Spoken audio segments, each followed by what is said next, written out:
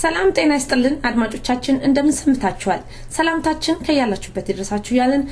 የሳምንቱ አርብ ተዘጋጅቶ የሚቀርብላችሁ የሰይፈ ነበልባል የሬዲዮ ፕሮግራም ነው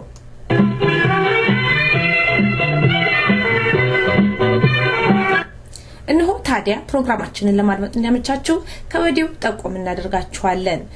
የኦሮሞ ህዝብ የመጣው ከእንድቆያነስ ነው ወደ መጣበት እንመልሰው ይላሉ ያማራ ተወካዮች ይህንን በማስመልከት አቶ ጀማል ኢብራሂም ገረሱ ቱፋን አነጋግረናል እንዲሁም ዜና ይኖረናል በየፕሮግራማችን መሃል ሙዚቃዎች አሉ እስከ ፕሮግራማችን ፍጻሜ ድረስ አብራችሁ ቆዩ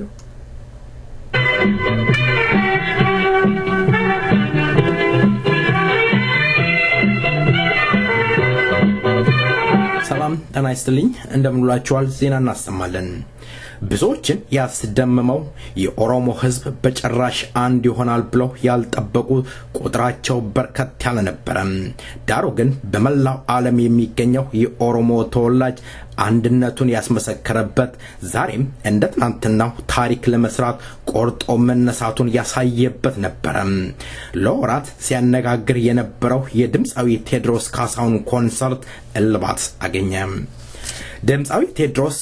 ከአንድ መጽሔት ጋር ባደረገው ቃለ መጠየቅ አጼ ምኒልክ ያደረጉት ጦርነት ቅዱስ ጦርነት ነው ማለቱም በሚሊዮን የሚቆጠር የኦሮሞ ተወላጆችን አስቀጣ የበደሌ ቢራ ፋብሪካ ባለቤትነቱ የሄኔኬን የሆነው የሄኔኬን ፋብሪካ ካምፓኒ ቁጥሩ በርከት ያለ የኦሮሞ ተወላጆች የስልክ ጥሪ ይጠናነቅ ጀመረ በጽሁፍ ደብዳቤዎች የተለያየ ፒቲሽኖች የሄኔኬን ካምፓኒን አጨናነቀው ለሄኔኬን የኦሮሞ ተወላጆች ይገለጹት አጼ ምኒልክ ጦት ቆራጭ እጅ ቆራጭ እና የፈንጣጣ በሽታ መላ ኦሮሞን እንዲፈጭ ያስደረጉ የሐበሻ ሂትለር መሆናቸውን ገለጹ ሄኔኬን ካምፓኒ ለባሰጠ የቴዲ ካሳውን ኮንሰርት ዝግጅት መሰረሱን ለኦሮሞ ልጆች አበሰረም የሳውዲ መንግስት የሰጠው የምረት አዋጅ የጊዜ ገደብ ካለቀ በኋላ በሪያድ መንፋ በኢትዮጵያ ላይ የሞትና የሙስሊም አደጋ ከደረሰ ወዲህ ህጋዊ ሰነድ የሌላቸውም ሆነ ካመጣቸው አሰር ጋር የማይሰሩ ማናቸውም ዜጎች እንደ ህገወጥ እንደሚቆጠሩ በማሳሰብ ሳውዲ አረቢያ ለቀው እንዲወጡ ኤምባሲና ቆንስላ መስሪያ ቤቶች ተደጋጋሚ ማስታወቂያ ማውጣታቸው ይታወቃል ይህን ጥሪ ተከትሎ አብዛኛው በሐጂ ዑምራና እንዲሁም በባህር ወደ ሳውዲ የገቡ ከ150 ሺህ በላይ የሚሆኑ ኢትዮጵያውያን ሀገሪቱን ለቀው ወጡ ቢሆንም ካመጣቸው አሰሮች ጋር ባለመስራታቸው ህገወጥ የተባሉ ኢትዮጵያውያን ወደ ሀገር ግቡ ለሚለው ጥሪ የሰጡት ምላሽ ግን ቀስቃዛ እንደነበር ለማወቅ ተችሏል ዛሬም ቁጥሩ በርከት ያለ ዜጋ በሳውዲ እየተሰቃየ እንዳለ ለማወቅ ተችሏል ሶማሊያ መዲና መቋዲሾ የሚገኘው አንድ ሆቴል አጠገብ ትናንትና ምሽት በተከታታይ በደረሰው የቦምብ ፍንዳታዎች የሞቱ ሰዎች ቁጥር ወደ 13 ከፍ ማለቱ ተዘግቧል ከሞቶቹ መካከል ፖሊሶችም ይገኙበታል የሶማሊያ የደፈጣ ተዋጊ ቡድን አልሸባብ ለጥቃቱ ኃላፊነቱን ወስዷል ሁለት ፍንዳታዎች ትናንትና ምሽት ተከታታይ ያደረሱት መቋዲሾ ዓለም አቀፍ አውሮፕላን ጣቢያ አቅራቢያ የሚገኘው ጁዙሪያ ከተባለው ትልቁ ሆቴል አጠገብ ነበር ዜናው በዚያ በቃ መልካም ቆይታ ከቀሪው ፕሮግራማችን ጋር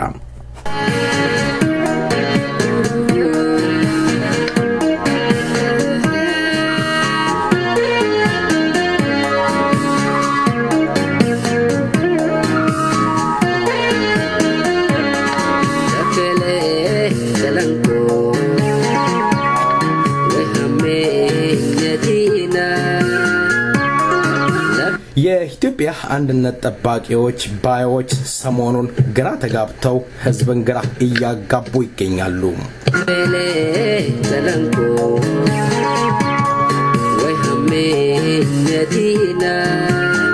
ከመጨነቃቸው የተነሳ ብዙ ይቀባጥራሉ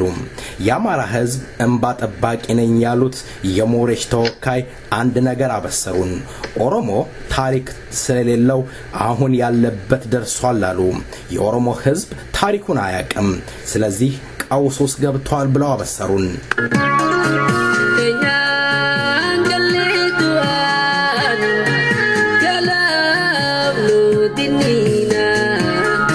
ቀጠሉ የሞሬሽ ተወካይ የኦሮሞ ህዝብ እኮ አሁን ያለበት ሀገሩ አይደለም ህንዱ ቃኖስ ስለሆነ ወደዛው ተመለስ ልንለው እንችላለን ብለው አወሩ አጀብ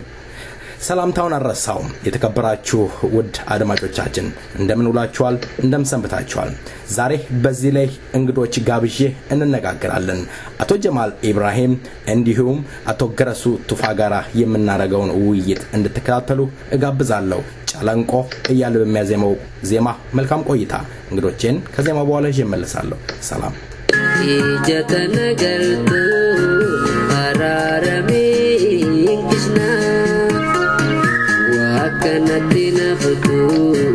ጋፍተኮ ዱበና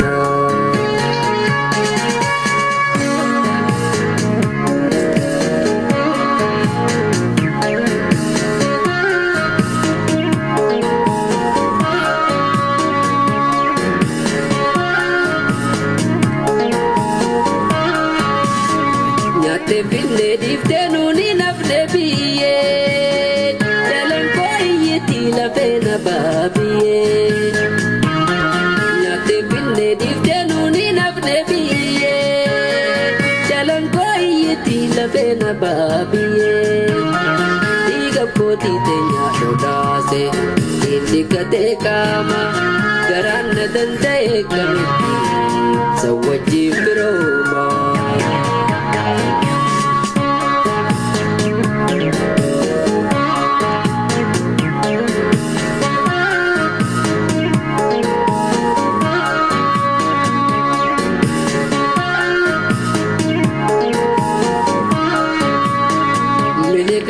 Lami gade binan maljeta faris bodan lubnan talaf mati malebe qabilan samak dal lo kalem behon bisham bal fiti harim bisham bal fan tiruna jana jagi tunarkan bisham bal fiti harim bisham bal fan tiruna jana jagi tunarkan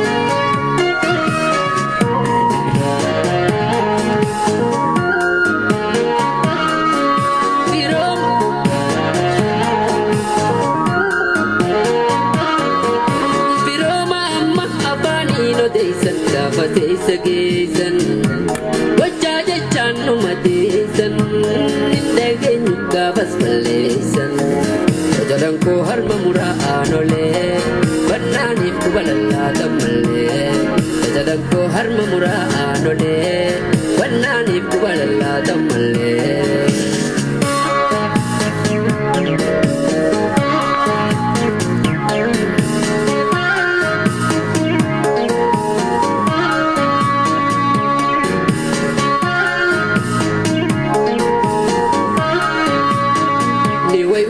Lupuna garratti mamte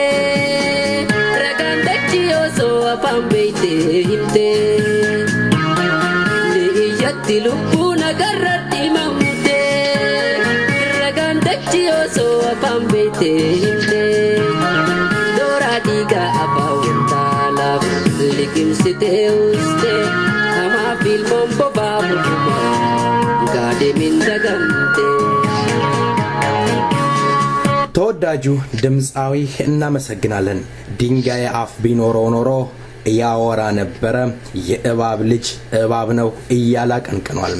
አኖሌ ዛሬ የበርካታ የኦሮሞ ልጆች ጦትና እጃቸው የተቆረጠበትን ለማስታወስ እጅ ጦት ይዞ የተነሳ ወይም የተሰራ ሐውልት ይገኛል እንግዶቼ ቃል መጠየቁን ፍቃደኛ ሆናችሁ ስለቀረባችሁ በሰይፈ ነበልባል ሬዲዮን ዝግጅት ክፍልና እንዲሁም ባድማጮች ስም ከልብ ሁለታችሁንም አመሰግናለሁ እኛም እናመሰግናለን እናመሰግናለን መልካም እንግዲህ ያው ዜማውን ሰምታችሁታል ስለ አኖሌ እያወራ ይገኛል ይሄንን ኢንተርቪው እንድናረግ ያስገደደን የሞሬሽ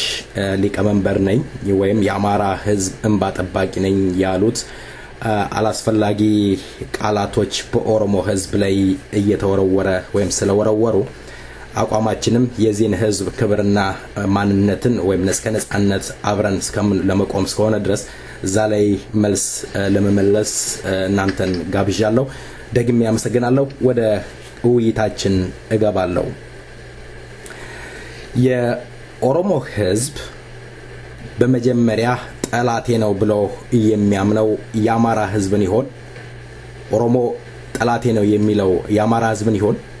እስኪ አቶ ገረሱ ካንተ ልጀምር። ያው አመሰግናለሁ። ኦሮሞ ህዝብ መቼም የአማራን ህዝብም ይሁን ሌላውን ህዝብ ጠላቴ ነው ብሎ አምኖ አያውቅም። አንድ ህዝብ እንደ ህዝብ ጠላትም ሊሆን አይችልም። የትኛውም ፖለቲካ ድርጅት ወይንም የትኛውም በግለሰብ ደረጃ አንድ ህዝብ ለኛ ህዝብ ጠላት ነው ብሎ ሲገለጽም ሰምቼ አላውቅም። ስለዚህ የአማራው ገዢ መደብና የጨቋኝ ቡድን ነው ጠላት ሊሆን የሚችለው እንጂ የአማራ ህዝብ ጠላት ለኦሮሞ ህዝብ እንደ ህዝብ ጠላት ሆኖ አያውቅም። ወደፊትም ሊሆን አይችልም። ስለዚህ የኦሮሞ ህዝብ የአማራን ህዝብ እንደ ጠላት አያስቡም። መልካም አቶ ጀማል እኔም ተመሳሳይ አስተያየት ነው እምነትም ነው ያለኝ። ሞባይላችሁን የሆነ ድምጽ ይረብሻል የኔ ነው ሞባይል መሰለኝ። ኦኬ ይቀጥሉ። ኦኬ ሶ እኔም ተመሳሳይ እምነት ነው ያለኝ። በህዝቦች መካከል ምን ጊዜም ጠላትነት አለ ተብሎ ሲፈረጅም በፖለቲካም በታሪክም ተምቼ ማላቀም አልሰማሁም። የኦሮሞ ህዝብ የተወሰነ የህዝብ ክፍል ወይም ደግሞ ህዝብ የኔ ጠላት ነው ብሎ አንድ ጊዜም ፈርጆ ማቀም ወደፊትም የሚያደርገው አይመስለኝም። ነገር ግን በህዝብ ሽፋን ስል ሊደበቁ የሚፈልጉ ከተወሰነ የህዝብ ክፍል የሚወለዱ እንደዚህ የሞረሽ አይነቱ ሰውዬ ያው የኦሮሞ ህዝብ የአማራን ጠላት የህዝብ ጠላት አድርጎ እንደተነሳ አስመስሎ ሊያወራ ይችላል። ያ ደግሞ አማራ ለማስፈራራት ህዝቡ ፈርቶ በቃ ኦሮሞ መጥቶልሃል ኦሮሞ ሊፈጅህ ነው ስለዚህ ወደ ድሮ ወደ ጡት ቆረጣና እጅ ቆረጣ ተመለስ የሚል አይነት የፕሮፓጋንዳ ስልት ለማካሄድ የሚጠቀሙበት ይመስለኛል እንጂ የኦሮሞ ህዝብ ማንንም ህዝብ በጠላትነት ፈርጀው ማቀም ወደፊትም የሚፈርጅ አይመስለኝም። መልካም ምናልባት ታይፕ የምታረጉ ካላችሁ ድምጽ ስላለ ባካችሁ እሱን አስወግዱልኝ። የኦሮሞ ምድር የሚባል ነገር የለም። በኢትዮጵያ ታሪክ በተአምር ታውቆ ተሰምቶ የማይታወቅ ወያኔ ለኦሮሞ ህዝብ የኦሮሞ ምድር ብሎ ሰጥቶታል ብለዋል። በኢትዮጵያ ታሪክ ውስጥ ወይም የኢትዮጵያ ታሪክ የሚባለው የትኛው ታሪክ ይሆን? ሁለተኛ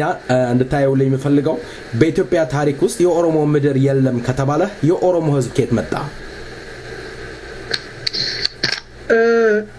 በአንድ ጎኑ ይሄ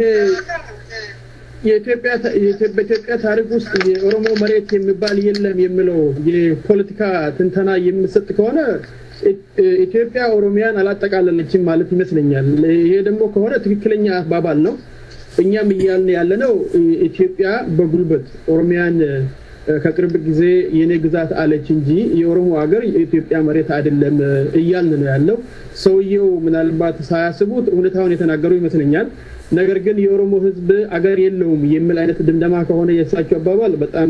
ስህተተኛ ነው። ምክንያቱም አብዛኛውን ኢስት አፍሪካን ከተመለከትን ሆርን ኦፍ አፍሪካን አንደኛ በህዝብ ቁጥርም ከፍተኛ ቁጥር ይዞ የሚገኘው የኦሮሞ ህዝብ ነው። ሁለተኛ ደግሞ በባህል በቋንቋ በእምነት በአመለካከት አምላክን በማመልከት በአምልኮ ደረጃ በአስተሳሰብ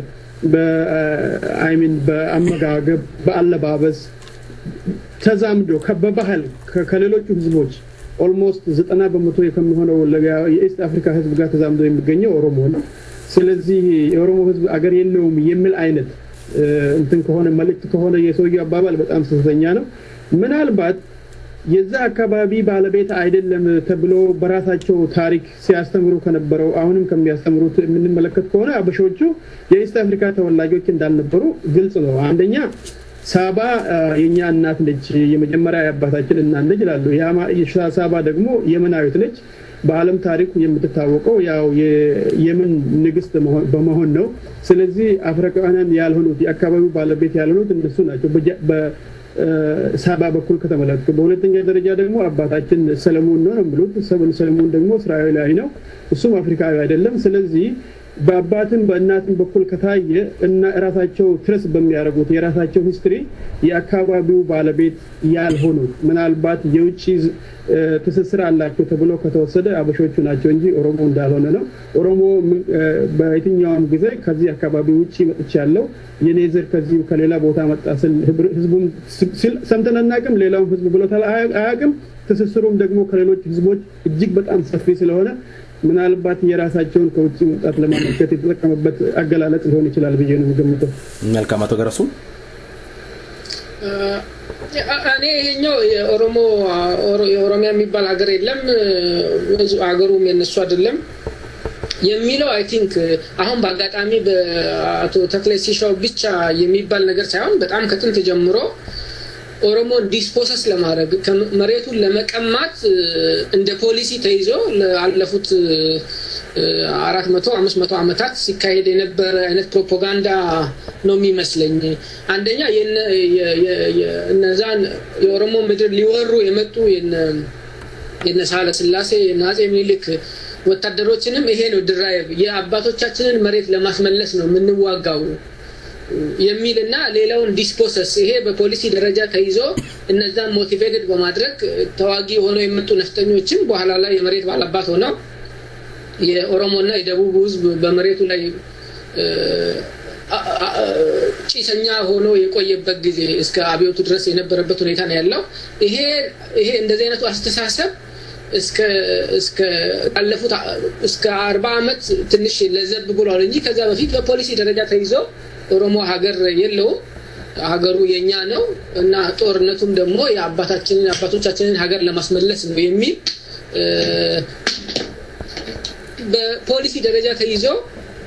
በፕሮፓጋንዳም የራሳቸውንም ሰው በዛ መንገድ አሳምነው ሲሄዱበት የነበረ ነገር ነው። ይሄ በኢትዮጵያ ብቻ የተጀመረ ነገር አይደለም። እና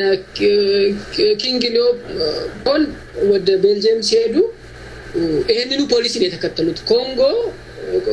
ባዶ ሀገር እንደነበረች ነው የነበረው ቲዮሪ እና እነሱ ናቸው ሄደው የመጀመሪያ ሰዎች ራሳቸው እንደሆኑ ነው ስሞችን ሲያወጡ ነበር። ሌክ ቪክቶሪያ ማን ይያሉ በየቦታው ኮሎኒያሊስቶች በሄዱበት ቦታ ስም ሲያወጡ ነበር። ልክ እዛ ሰው እንዳልነበረ እና እነሱ የመጀመሪያ ሰፋሪዎች እንደነበሩ አድርገው የገለጹበትና ከቻሉ ኢትኒክ ክሊንሲንግም ህዝቦችንም ጄኖሳይድ በማድረግ የጨረሱባቸው ሁኔታዎች ናቸው ያሉት። አውስትራሊያ ቢወሰድ አሁን ህዝብ የነበረበት ሀገር ነው። ከሄዱ በኋላ አሁን የተወሰኑት ከቀሩት አቦርጂኒስቶች ሌላ ጨረሷቸው። አሜሪካኖችንም ከዚህ ወደዛ ሲሰደዱ የነበረውን ነባር ህዝብ ጨረሰው ነው። እነዚህም ያንኑ ፖሊሲ ሲከተሉ ነበረ እና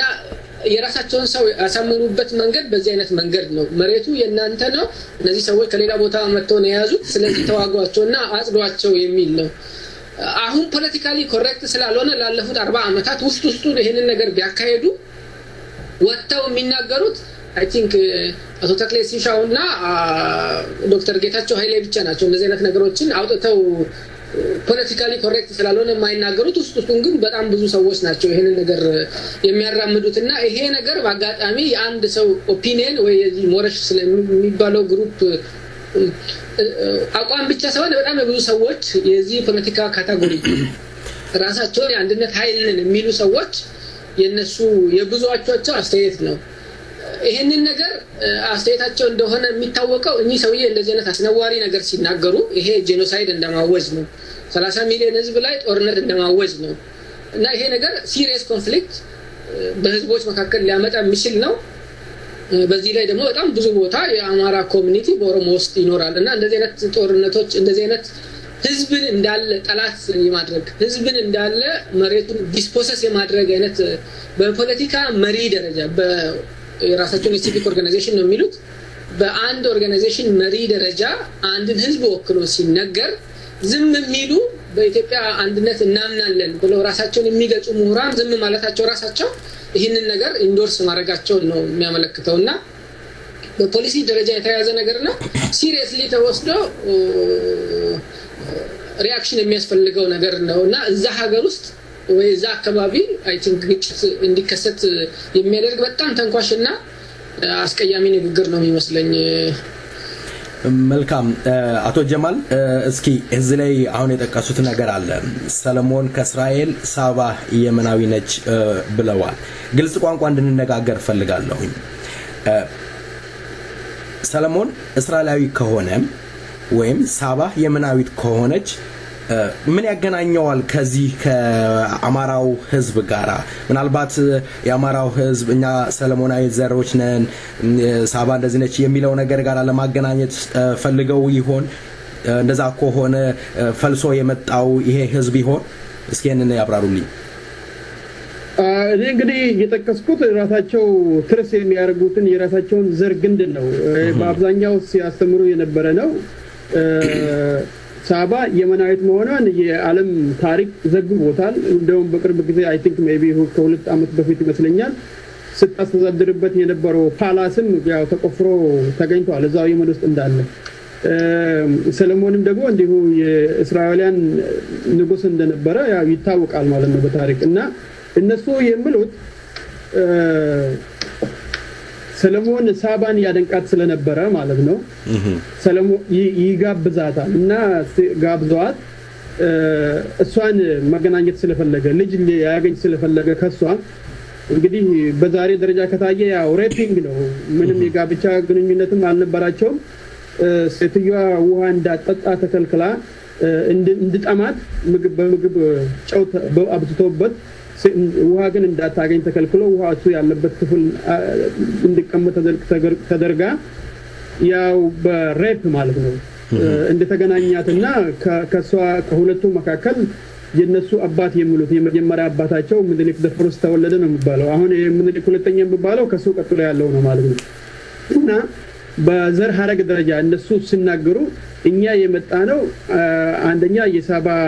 እናታችን ነች ሰለሞን ደግሞ አባታችን ነው ስለዚህ ስርወ መንግስታችን ወደ ሰለሞናዊ ስርወ መንግስት ይመለሳል የመጀመሪያው ምኒልክ በዚህ መልኩ ነው የተወለደው በድቃላነቱ እና ከተመለከተው በጣም አስቀያሚ ታሪክም ነው ለምን አንደኛ ማሬጁ ምንም ሰዎቹ የማሬጅ ግንኙነትም አልነበራቸውም እንዲሁ በድቃላ ሆኖ ነው የተወለደው ሰምተ እንደሆነ ብዙ ጊዜ ሲናገሩ እኛ የተዳቀልን ሰዎች ነን ነው የሚሉት እንግዲህ ለማለት የፈለጉትን የዘራቸውን መሰረት ወደ እስራኤልም ወደ አረቡም መውሰድ ባለመቻላቸው እዚህ መካከል ተምታቶ ነው ያሉት በአብዛኛው ታሪካቸው በውሸት ላይ የተመሰረተ ማንነታቸው ራሱ እዚህ በጣም የተምታታ ነውና በዛ መልኩ ራሳቸውን ታሪክ ሲያስተምሩ ነው እስካሁን ድረስ የቆዩት ትረስ አድርገው ወደ አረቡ መመለስ አልቻሉም ትረስ አድርገው ደግሞ ወደ እስራኤላውያን መመለስ አልቻሉም በቅርብ ጊዜ አይተን እንደሆነ ካልቆስት 20 አመታት ጀምሮ በየጊዜው የአማራ ልጆች ይሸጣሉ ከጎንደርና ከጎጀም ይሸጡ ወደ እስራኤል ይጓዛሉ በገንዘብ ይሄኛው ተያይዞ ከዛ ጋር የተያያዘ ነገር ነው ሰው በልመና በመሸጥ በዚህ ነው የሚተዳደረው በባህላቸው እንደዛ ነገር ይመስላል እንግዲህ ምናልባት ለማለት የፈለጉት እኛ በጣም ትላልቅ ሰዎች ነን ሳባም ትልቅ ሰው ነች ሰለሞንም ትልቅ ሰው ነው የኛ ዘር ከዛ ነው የመጣው ብሎ የውሸት ታሪክ የለመኮፈስ ብሎ ማንነታቸውን ከየት ቦታ እንደሆነ እንኳን በግልጽ ለማስቀመጥ ያልቻሉበት ሁኔታ ነው የምታገኝ አይደንቲቲ ክራይሲስ በጣም ለረጅም ጊዜ አጥቅቷቸው እኛ የተዳቀል ሰዎች ነን ብሎ ሲያወሩ ነው የምሰማው በአብዛኛው እና ይሄ ደግሞ ችግር ውስጥ ከቷቸዋል ኢትዮጵያ ለመባልም ሀበሻ ለመባልም የተቸገሩበት ጊዜ ታያለ አሁን በቅርብ ጊዜ ፕሮፌሰር መስፍን የሚባሉ ሰውዬ የጻፉትን አይተ እንደሆነ ሀበሻ ባህሉ ልመና ብቻ ነው የሚችለው እንግዲህ ካላቸው ባህላቸው አንደኛውን ከግናል ያደረጉ ይመስላሉ ፕሮፌሰሩ በጣም ከረጅም ጊዜ በኋላ በዚህ እድሜያቸው ማለት ነው ልመና ውሸት ይሄ ፕሮስቲቱሽን እንደ ባህል ተይዞ ሌብነት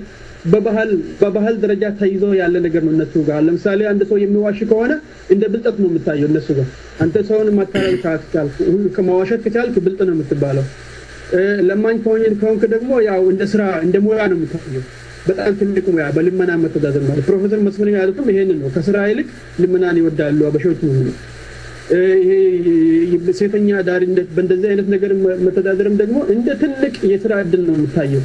እነዚህ በጣም ስር እየሰደዱ የህብረተሰቡን ስነ ልቦና ይዘው እስካሁንም ድረስ ማንነታቸውን አጨናንቆ ያለ ነገር ነውና እስካሁንም ድረስ ሪሊ መላቀቅ አልቻሉም ከዚህ የውሸት ታሪክ የሌላውንም ህዝብ በዚሁ መልክ በውሸት ላይ የተመሰረተ አድርጎ ኦሮሞኮ ከሌላው አገሩ እዚህም አይደለም ከሌላ ቦታ ነው የመጣው እስኪ ታይ በኢስት አፍሪካ እንደውም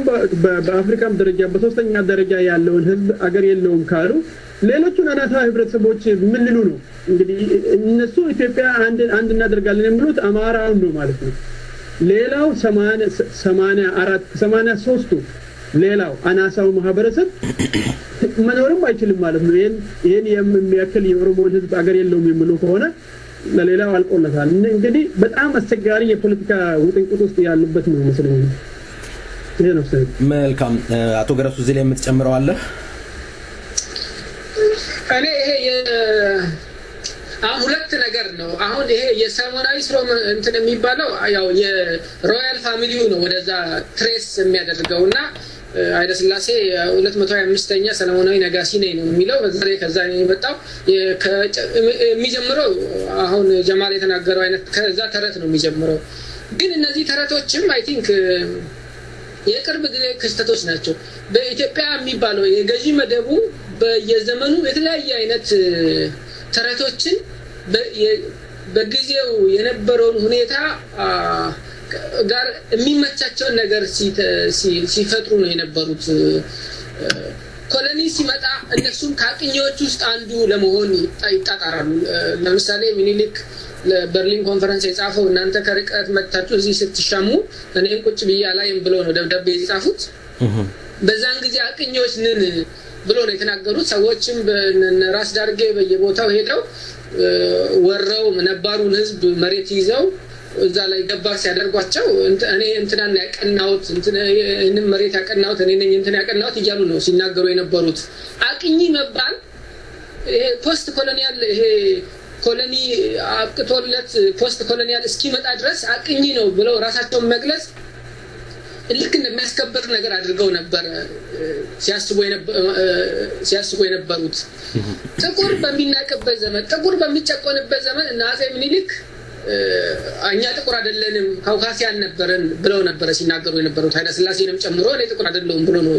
ካውካሲያን ነበርን ብለው ነበር የተናገሩት ልክ ደግሞ የፖስት የኮሎኒው አንታይ ኮሎናይዝም ሙቭመንቱ ሲጨምር ደግሞ የጸረ ኮሎኒ ታጋይ ራሳቸውን አድርገው ናሬቲቫቸውን በዛ ማስተካከል ጀመሩ ልክ በየዘመኑ ሶሻሊዝም ሲመጣ አንዳንዶቹ ሶሻሊስት ሆነው ብቅ አሉ እነ ተክለ ሲሻው የትግራይ ክፍለ ሀገር ይባል የነበረው ቺፍ የኢሰፓ ካድሬ የነበሩ ሰውዬ ናቸው ዛሬ ደግሞ ስለ የዘውዱ ስርዓት የአማራ ሶስት ነገር አጥተዋል ቤተክርስቲያን አጥተዋል የዘውድ ስርዓት አጥተዋል የተማሪዎች ንቅናቄ የዘውዱ ስርዓት ስላፈረሰ የአማራ ኦርጋናይዜሽን አጣ ብሎ ነው የሚናገሩት እኚህ ሰውዬ ራሳቸው ሶሻሊዝም በዛን ጊዜ የፓወር ምንጭ ይሆንልናል ብለው ያምኑ ስለነበረ እና በዛ አይዲዮሎጂውን አምነበት ቢሆን ኖሮ አሁን እንደዚህ አይሉ በዛን ጊዜ እዛ ላይ አምልጸው እንዲፈርስ ዘውዱ ካደረጉ ሰዎች ውስጥ አቶ ተክሌ ሲሻው ራሳቸው ይጨምራል ፕሮፌሰር ጌታቸው ይለም የደርግ ደጋፊ ነበሩ እኚህ ሰዎች አሁን ደግሞ ከኮልድ ዋር በኋላ ደግሞ ስለ ዲሞክራሲ ሲወራ ዲሞክራሲ የግለሰብ ነፃነት እነዚህ አይነት ነገሮች ይላሉ በ1920ዎቹ እነ ተድላ ኃይሌ በኋላ ላይ የትምህርት ሚኒስትር የነበረው 1923 ቤንጃሚን መተው ተምረው ሲጽፉ በዛን ጊዜ እንዴት አሲሚሌት እናደርጋለን እንዴት ሌሎችን ቋንቋዎች እናጠፋለን እንዴት የኦሮሞን ህዝብ ቁጥር እንቀንሳለን ብሎ በፖሊሲ ደረጃ በቴሲስ ደረጃ ጽፎ በፖሊሲ ደረጃ እንዲቀረጽ ያደረጉ አይነት ሰዎች ናቸው እንደውም ሌላው ትምህርት ሚኒስቴር የሚባል ራሱ ቀርቶ ሁሉም ሰው በቤተክርስቲያን ውስጥ እንዲያልፍ በዛ ውስጥ ቋንቋን እንዲረሳ ባህሉን እንዲረሳ አማራና ኦሮሞ ተደብላልቆ ማንነቱ እንዲጠፋ ለዚህ ደግሞ ወታደር ውስጥ ማስፈር አለብን ሮማውያን እንዳደረጉት ወታደር በጣም አሲሚሌተር ነው ትግሬዎችን መሐላቸው ማስፈር አለብን ትግሬዎቹ ኢነረንትሊ ነን ሴማቲክ የሆነ ቋንቋ መናገር ስለማይችሉ እነሱን ውስጣቸው ካሰፈርን ሃይማኖታቸውን ያስቀይራሉ ቋንቋም እንዲማሩ ያደርጋሉ ቁጥራቸውንም እንዲቀነስ ያደርጋሉ መሬቶችንም መከፋፈል አለብን ብሎ ነበር ሲናገሩት እንዳይያያዙ ሪጅኑንም አድሚኒስትሬሽኑን መከፋፈል አለብን አሁን የምናያቸው የፖለቲካ ድርጅቶች ካያችሁ አሁን ለምሳሌ ለግንቦትንም ጨምራችሁ የግለሰብ ነፃነት ብቻ ነው የሚሉት የግለሰብ ነፃ ማለት በአሲሚሌሽን ላይ ተመሰረተ ማለት ነው በግለሰብ ላይ ነፃነት ላይ የሚያተኩረው ፖለቲካ ሁሉንም ሰዎች አንድ ወጥ ባህል እንዳላቸው አንድ አይነት ወጥ ቋንቋ እንዳላቸው አንድ አይነት አመለካከት እንዳላቸው አንድ አይነት ባህል እንዳላቸው አሲዩም የሚያደርግ ነው ያንን ለማድረግ ስለዚህ ለምሳሌ ክልሎች እንዲፈርሱ ይፈልጋሉ ይሄንን ነገር ዛሬ ያመጡት አይደለም 1923 ነተርላ ኃይሌ የጻፉት እስካሁን ነው ለነሱ እንደ አይዲዮሎጂ ሆኖ የሚያገለግለው ማለት ነው የሌላውን ባህል ለማጥፋት የሌላውን ቋንቋ ለማጥፋት በሌሎች ላይ ሌላውን ሃይማኖት ለመጫንና ሁሉም ሰው ዩኒፎርም እንዲሆን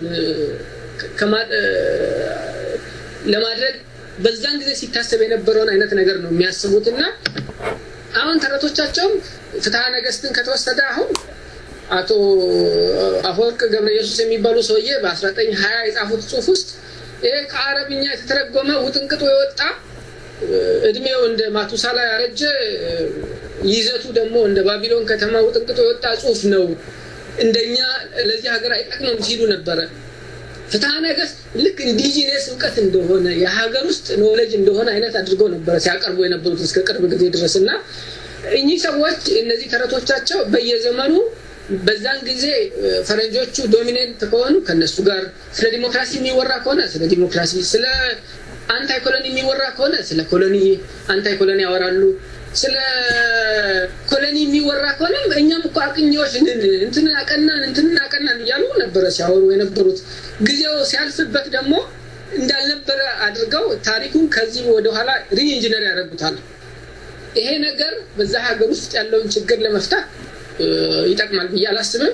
ስለዚህ ሲሪየስሊ ራሱ የሚወሰድ ነገር አይደለም ግን ኦሮሞ ሀገር የለውም ሌላው የደቡብ ህዝብ ሀገር የለውም የሚለው በጣም የቆየ ከአባ ባህሬ ጀምሮ አሁን ያሉ በአንድነት ስም የሚጠሩ ድርጅቶችም በውስጣቸው የያዙት ይሄንኑ አቋም ነው እዛ ሀገርም በመንግስት ስም የተቋቋመው የሴትለር ስቴት ነው የሴትለር መንግስት የሰፋሪዎች መንግስት ነው አተምሽኑ ስልጣኑን ኤክስክሉሲቭሊ ሰፋሪዎቹ እንዲይዙት እነሱ ስልጣን ላይ ካሌሉ ሀገር የጠፋ ችግር የመጣ ማአት የመጣ ኢንዲጂነሱ ሰው ነባሩ ሰው ወደ ስልጣን ከመጣ የመንግስት ስልጣን ከተቆጣጠረ ሀገር ጠፋ አሁን ሀገር ማዳን የሚሉት ነገር አላቸው ሀገር ማዳን እኮ የሚሉት ከሌላ ጠላት ሳይሆን ከነባሩ ህዝብ ነው ይሄ መሬቱ የሱ አይደለም ብሎ አሲዩም የሚያደርጉት ሰው ሁልጊዜም ቢሆን አሁን ያለበት ሁኔታ እንዲቆይና ስልጣን ኤክስክሉሲቭሊ በእነዚህ ሰፋሪዎች ተይዞ እንዲቀጥል የመፈለግ አይነት ስሜት ነው እና እነሱ ለብቻቸው የሰማ አንድነት በቃ መለኮታዊ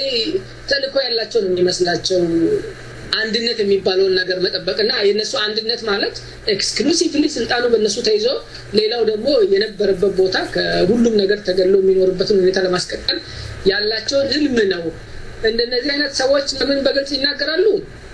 እነሱ ፖለቲካሊ ኮሬክት የሆነው ነገር ስለማያውቁ ወይ ደግሞ ለህዝቡ ያላቸው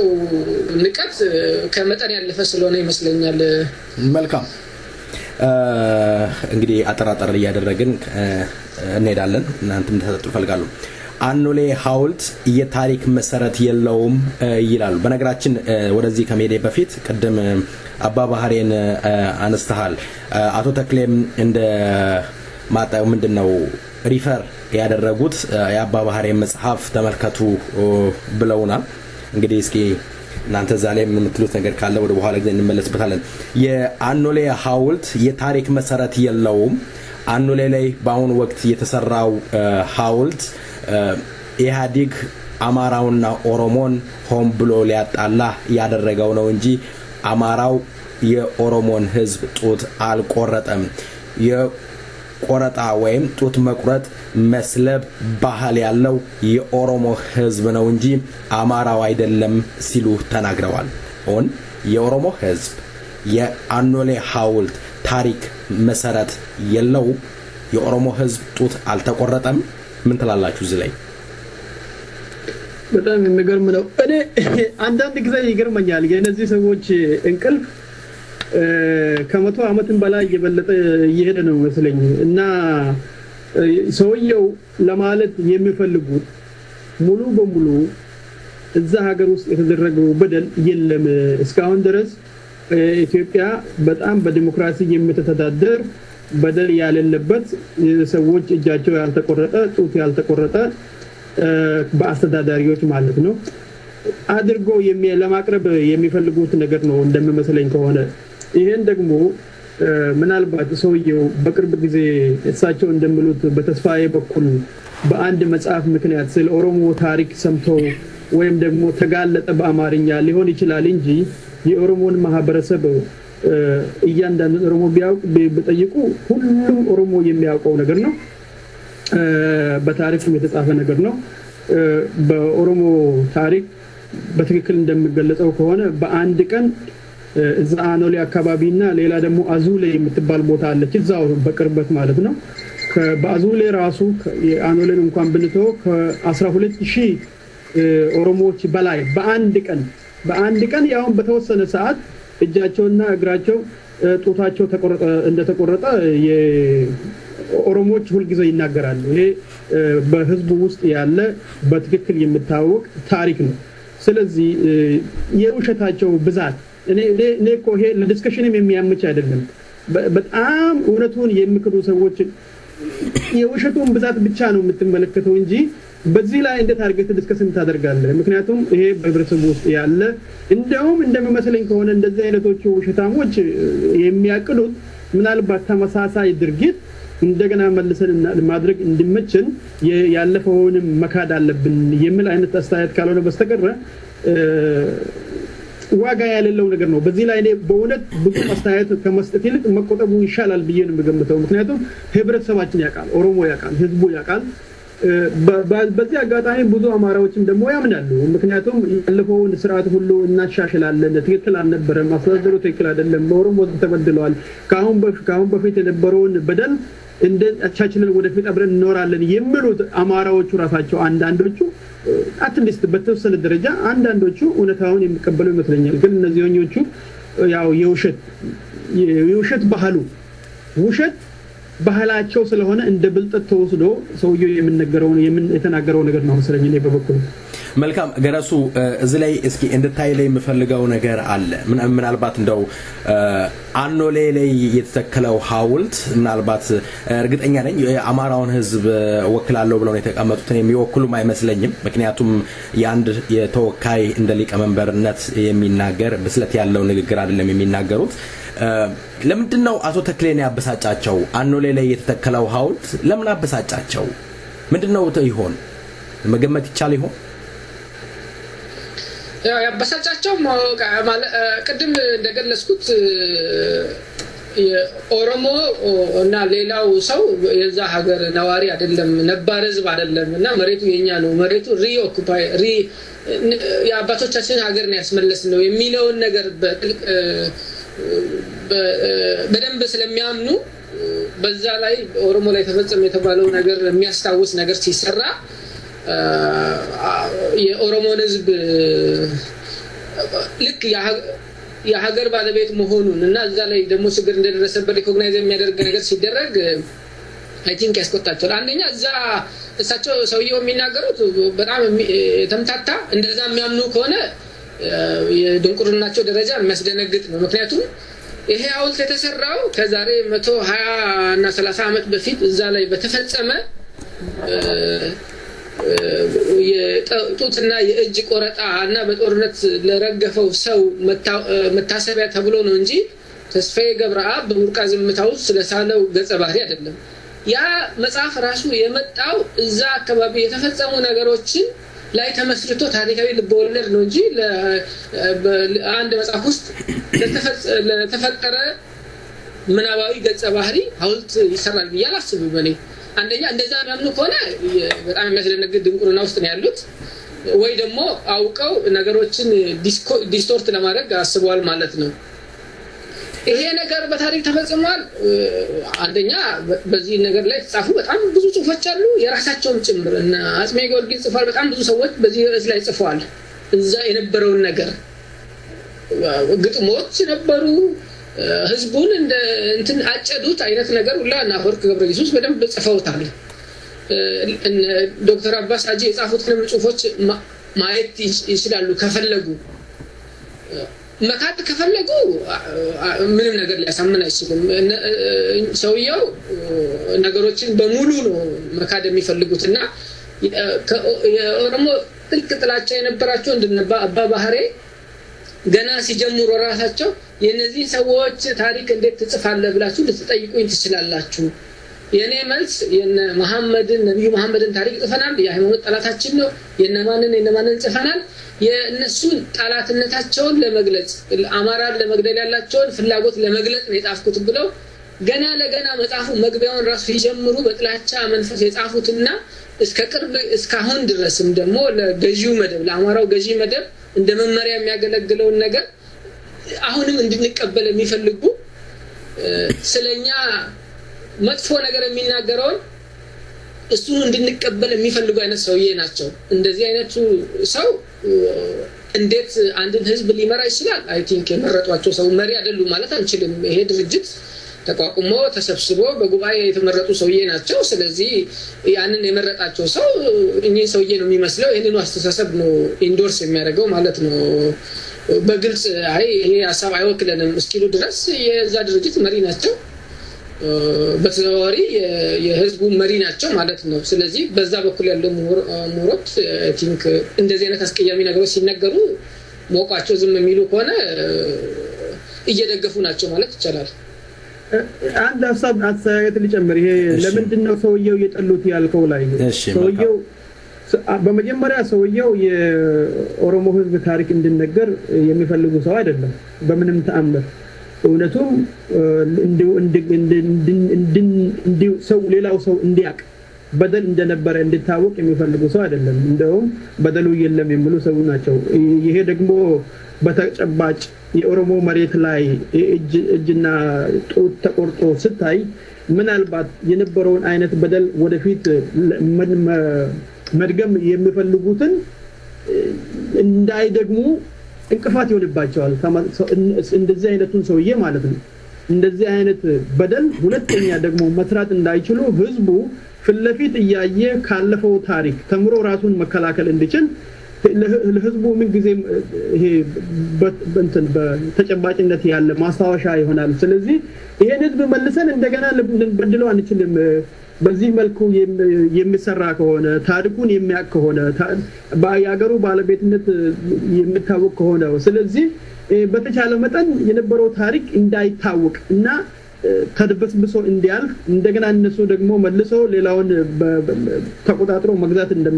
እንደሚፈልጉ መሆናቸውን ለማሳየት መስለኛል የጠላቻው ከዚህ የመደጫ ይመስለኛል ምንም አይነት ኤኒቲንግ ኦሮሞ እዛ አካባቢ እንድታወቅ እንድነሳም አይፈልጉም አገርም ሰምተህ እንደው ቅድም ያልከው ካነሳው ጥያቄ መካከል አንደኛው ያው አገርም የላቸውም እዛው ደግሞ ወደ ኋላ ሄደህ እኮ ጎንደር ወይም ጎጃም ሄደህ ገበሬውን ብትጠይቀው የራሳቸው ዘመዶች እንኳን ያው ለልመናም ቢሆን ወደ ኦሮሚያ የመጡትን የቴዱ ብለው ሰው ከጠየቀ ገበሬው ማለት ነው የኦሮሞ ሀገር ሄደን ነው ኖርማሉ ገበሬ የሚለውን እንኳን የአማራው ገበሬ የሚለውን የሚክዱ በጣም በውሸት ላይ የተመሰረተ ታሪክ አማራውንም ለማስተማር የሚጥሩ ራሳቸውንም የሚያስተምሩ ተከታይ ለማግኘት የሚፈልጉ በጣም ጽንፈኛ የሆኑ መጥፎ ምናልባት መሪ ከሆኑ እንግዲህ በመጥፎ መሪ ብዬ ነው ለሰውየውን የሚመለከተው በዚህ መልኩ የኦሮሞ ህዝብ ፍልሰት ወይም ወረራ ማዕከላዊ መንግስትን አዳክሟል ይላሉ የኦሮሞ ህዝብ በራሱ አእምሮ የማይንቀሳቀስ በሻቢያና በወያኔ የሚንቀሳቀስ ነው ሲሉ አቶ ተክሌ የሞረሽ ሊቀመንበር ተናግረዋል እስኪ ከዚህ ከዜማ በኋላ ተመልሰን እንመጣለን አጫሉ ሁንዴሳ አለጋን አለጉማ እያለ በሚያቀነቅነው ዜማ ቆይታ እናደርጋለን መልካም ቆይታ ኢኑማ ትክሴ ማለኩ ለቶ አሽፌ ባዳሎንጋ አቢሱ ኢኑማ ረፌ ማለላ ለሚ ተኩማ ደቡ ነመራ አቢሱ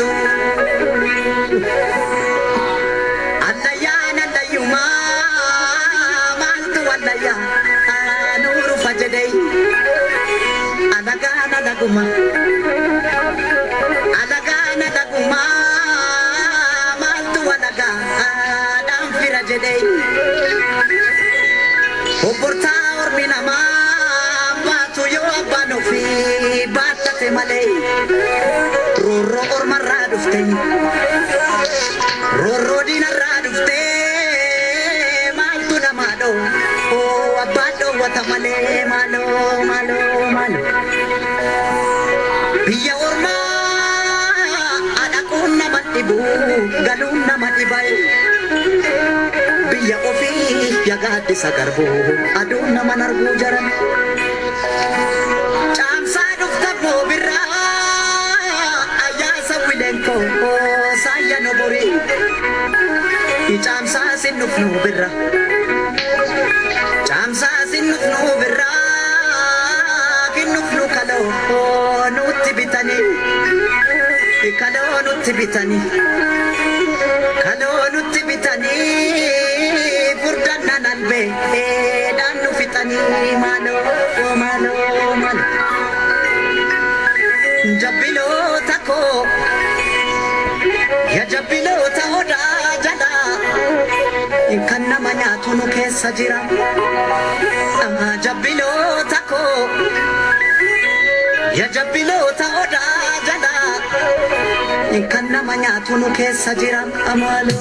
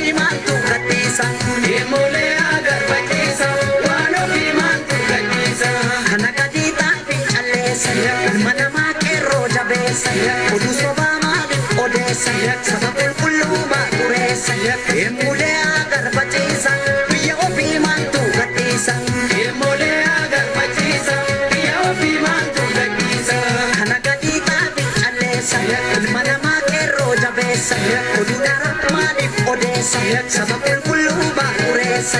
emule agar bachisa oromia matu gatisa emule agar bachisa oromia matu gatisa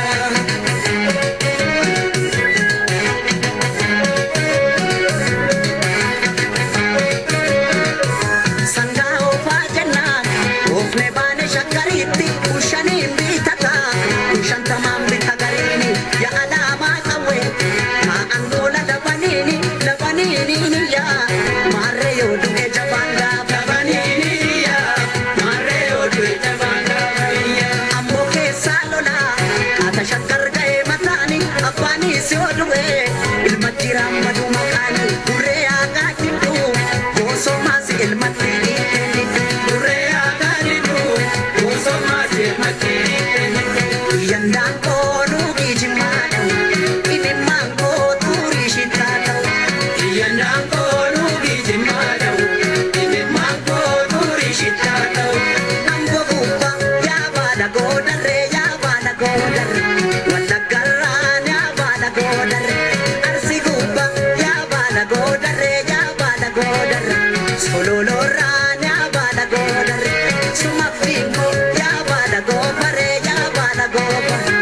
Sajirta ya bala goma Iyandang ko nugi jimada Imi mangko turi shitado Iyandang ko nugi jimada Imi mangko turi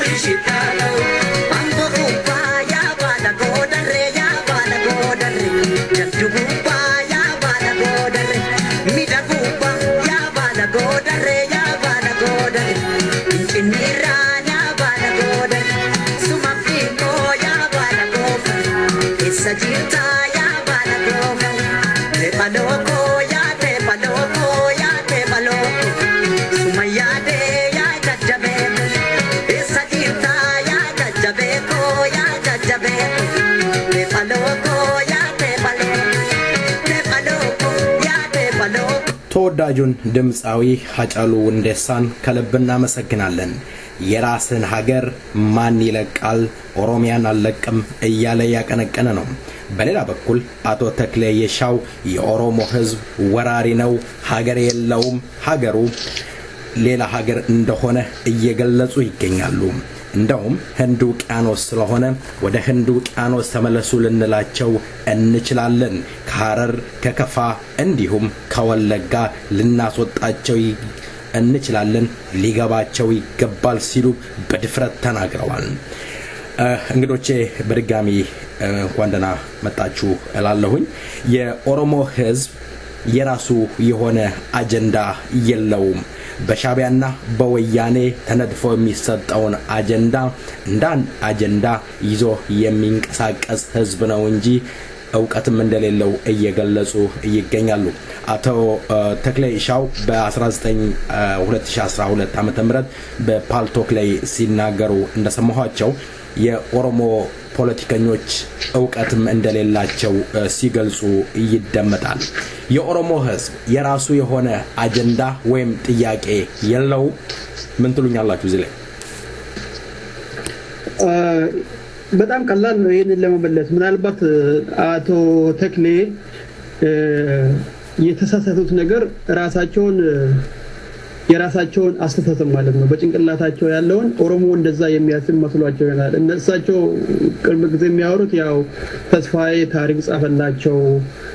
በሻቢያ አማካኝነትና በወያኔ አማካኝነት ነው የሚሉት። እንግዲህ ሰውየው በተስፋዬ ምን ያህል እንደሚያምኑና ተስፋዬ አንድ ግለሰብ አንድ በጻፈው ነገር ምን ያህል እንደሚጨነቁ ነው የሚያሳየው። ይሄ ከኛ ጋር የተያያዘ ነገር የራሳቸው የአእምሮ አስተሳሰብ ተስፋዬ እጅግ በጣም ትልቅ ሰው እንደሳቸው አባባል አንድ ህዝብ ከ40 ሚሊዮን ህዝብ በላይ የሚያስብ እና አመራር የሚሰጥ ሻቢያንም እሱ ራሱ ምናልባት እንደፈጠረው ተደርጎ ሊወሰድ የሚችል እንዲሁም ወያኔንም የዚህ ሁሉ ቅዠት መሰረቱ ተስፋዬም አይደለም ሻቢያም አይደለም ወያኔም አይደለም ያቶ ተክሌ ቅዠት ራሳቸውን መሆን ባለመቻላቸውና ልክ የኢትዮጵያን ሌላውን ኢትዮጵያዊ ነው ከኛ በላይ ማንም ኢትዮጵያዊ ሊሆን አይችልም፣ ኢትዮጵያን የሚከላከል እኛ ብቻ ነን። ትግሬና አማራ ኮለ እነሱ እንደሚሉት ከሆነ ያው ወንድማማቾች ናቸው፣ አንድ ዘርም ናቸው፣ አንድ ላይ የኖሩ ሰዎች ናቸው። ለኦሮሞ እንደ ትግሬው በአማራ ላይ አመራር ይሰጣል ይታይ የሚዛመሩት እነሱ በጉርብትና የሚኖሩት እነሱ ኦልሞስት ተመሳሳይ ሃይማኖት የሚካፈሉት እነሱ አንድ አይነት ባህል አላቸው፣ ቋንቋ አላቸው እነሱ። በምን መልኩ ነው ይሄ እውነት የሚሆነው? ሰውየው ጭንቀት ውስጥ ገብቷል። ይሄ የኦሮሞ ህዝብ ለሞቱ የሚታገል ከሆነ እጅግ በጣም ትልቅና ግዙፍ ቦታ የያዘ ህዝብ በመሆኑ በቁጥርም በጣም ትልቅ በመሆኑ ከሌሎች ህዝቦችም ደግሞ በመሰረት የሚገናኝ በመሆኑ በባህል የሚገናኝ በመሆኑ በምድር የሚገናኝ በመሆኑ ያለው ዝምድና ከሌሎች የአፍሪካ ህዝቦች ጋር አካባቢ ካሉ ህዝቦች ጋር ያለው ዝምድና እጅግ በጣም ሰፊ ስለሆነ እንደ ድሮ ተመልሰን ስልጣን ይዘን መኖር አንችልም። ስለዚህ በተቻለን መጠን ይሄንን የአማራውን ህዝብ እነዚህ የሻቢያ ተላላኪዎች ናቸው የወያኔ ተላላኪዎች ናቸው ብለን እሱን ራሱን እናጃጅለው። ኦሮሞ ደግሞ በጣም ግልጽ ነው አላማው። ምክንያቱም እነሱም እኮ ራሳቸው ይናገራሉ የአበሲና ቅኝ አገዛዝ ነው ያለው ኦሮሚያ ውስጥ፣ ስለዚህ አበሲናችሁ የአበሳን ቅኝ አገዛዝ እናጠፋለን ይላሉ ብሎ ነው እኮ ሌላ ጊዜ የሚከሱት። አሁን በቅርብ ጊዜ ጀምሮ ደግሞ ተስፋዬ ላይ መዝመት ያው አላማቸው ስለሆነ ሰውየውን ከህዝብ በላይ አድርገው በቃ እነሱ ነው ሁሉም ነገር የሚጽፍላቸው። እንግዲህ ሰውየው እንደሚመስለኝ ከሆነ የራሳቸውን የበታችነት ተስፋዬ ከኔ ይበልጣል እሱ የጻፈው ነገር 40 ሚሊዮን ኦሮሞ አሳምነዋል እኔ ግን ምንም ማሳመን አልቻልኩም የሚል አይነት መልእክት ካልሆነ በስተቀር እንደ እውነትም ሊወሰድ የሚችል ከቁም ነገርም የሚገባ የፕሮፓጋንዳ ስልት አይመስለኝም። ዋጋ የሌለው ባዶ ቀረርቶ ነው በደቡብ ነው። መልካም አቶ ገረሱ ይሄ ኦሮሞች ታሪካቸውን ማያቁም ሻቢያ ጻፈላቸው አንዳንዴ ቲፒኤልኤፍ ጻፈላቸው የሚሉት አይ ቲንክ በጣም ረጅም ጊዜ ቆየ የዋው ህዝብ የሚሉት ነገር አላቸው። ለረጅም ጊዜ ቆየ ነገር ነው። ይሄ በፖሊሲ ደረጃ የተያዘ ነው። ይሄኛው ዝም ብሎ በአጋጣሚ የመጣ አይመስለኝም። ከድሮ ጀምሮ የገዢው የአማራው ገዢ መደብ ኦሮሞ ምንም አያውቅም ኢሴንሻሊ መሰረታዊ በሆነ መልኩ ሊማር ዲክሽነሪ ላይም ዲፋይንስ ያደርጉ በእንደዚህ አይነት መልኩ ነው ዲፋይንስ ያደርጉ የነበሩት ሊማር ሊለወጥ የማይችል ኢሴንሻሊ ምንም ነገር ማወቅ አይችልም የሚል እምነት በውስጣቸው ተሰክስጎ ነው ያለው ይሄ በጣም የወጣለት ሬሺዝም ነው የፈረንጆቹ ወደ ለአቅኝነት ሲሄዱ እንደዚህ አይነት አስተሳሰብ ነበራቸው በቃ ኢንላይትድ ነው የሚባሉ እንደ ኢማኑኤል ካንት ያሉ ሰዎችም ጥቁር ኢሴንሻሊ ከሌላው ሰው በታች ነው የሚል እነሱም ራሳቸውን ከዛ አውጥተው ኦሮሞ እንደዚህ ነው ብለው እስካሁንም እንደሚያምኑ ነው የሚያሳየው እንደዚህ አይነት እምነት ስለዚህ ኤኒቲንግ የኦሮሞ የነጻነት ድርጅት ሲመሰረት ሻቢያን የመሰረተለት የኦሮሞ የመጽሐፍ ሲጽፍ የጻፈለት የትግራይ ሰው ወይ ነው ወይ ተስፋዬ ነው ወይ ሰምበዲ ይሄ ኢሴንሻሊ ኦሮሞ የራሱን ነገር ማድረግ አይችልም የሚል ለህዝቡ ያላቸው በጣም ስር የሰደደ አስቀያሚ ንቀታቸው ነው የሚያሳየው ስለዚህ አሁን የሚደረጉ ነገሮች የሚጻፉ ነገሮች ሁሉም ነገር ኦሮሞ በራሱ የሚያደርገው ነገር ሳይሆን በእነሱ አመለካከት የራሱ ነገር ማድረግ የማይችል ህዝብ ነው የዋሃው ህዝብ ነው የሚሉት ብዙ ጊዜ ዳኛ ነኝ ያሉ ሰውዬም እኮ የዋው ነው የዋ ማለት እኮ ደንቆሮ ህዝብ ማለት ነው የማይገባው አይነት ህዝብ ማለት ነው እየሰደቡ ነው ያሉት እኚህም ሰውዬ ያንን አመለካከት ስለሚያራምዱ የተፈጠሩ የተለያዩ ነገሮች ካሉ እነዚህ እንንትና ናቸው ያደረጉላቸው ወደሚል ነው የሚሄዱትና ይሄ አይነቱ አመለካከታቸው እስከ ቀጠለ ድረስ በመድር ላይ ያለውን ነገር የመረዳት አቅማቸው ያነሰ ነገር ነው በእንደዚህ አይነት አስተሳሰብ ውስጥ ታጥረው ስለሚኖሩ አይ ቲንክ የማሰብና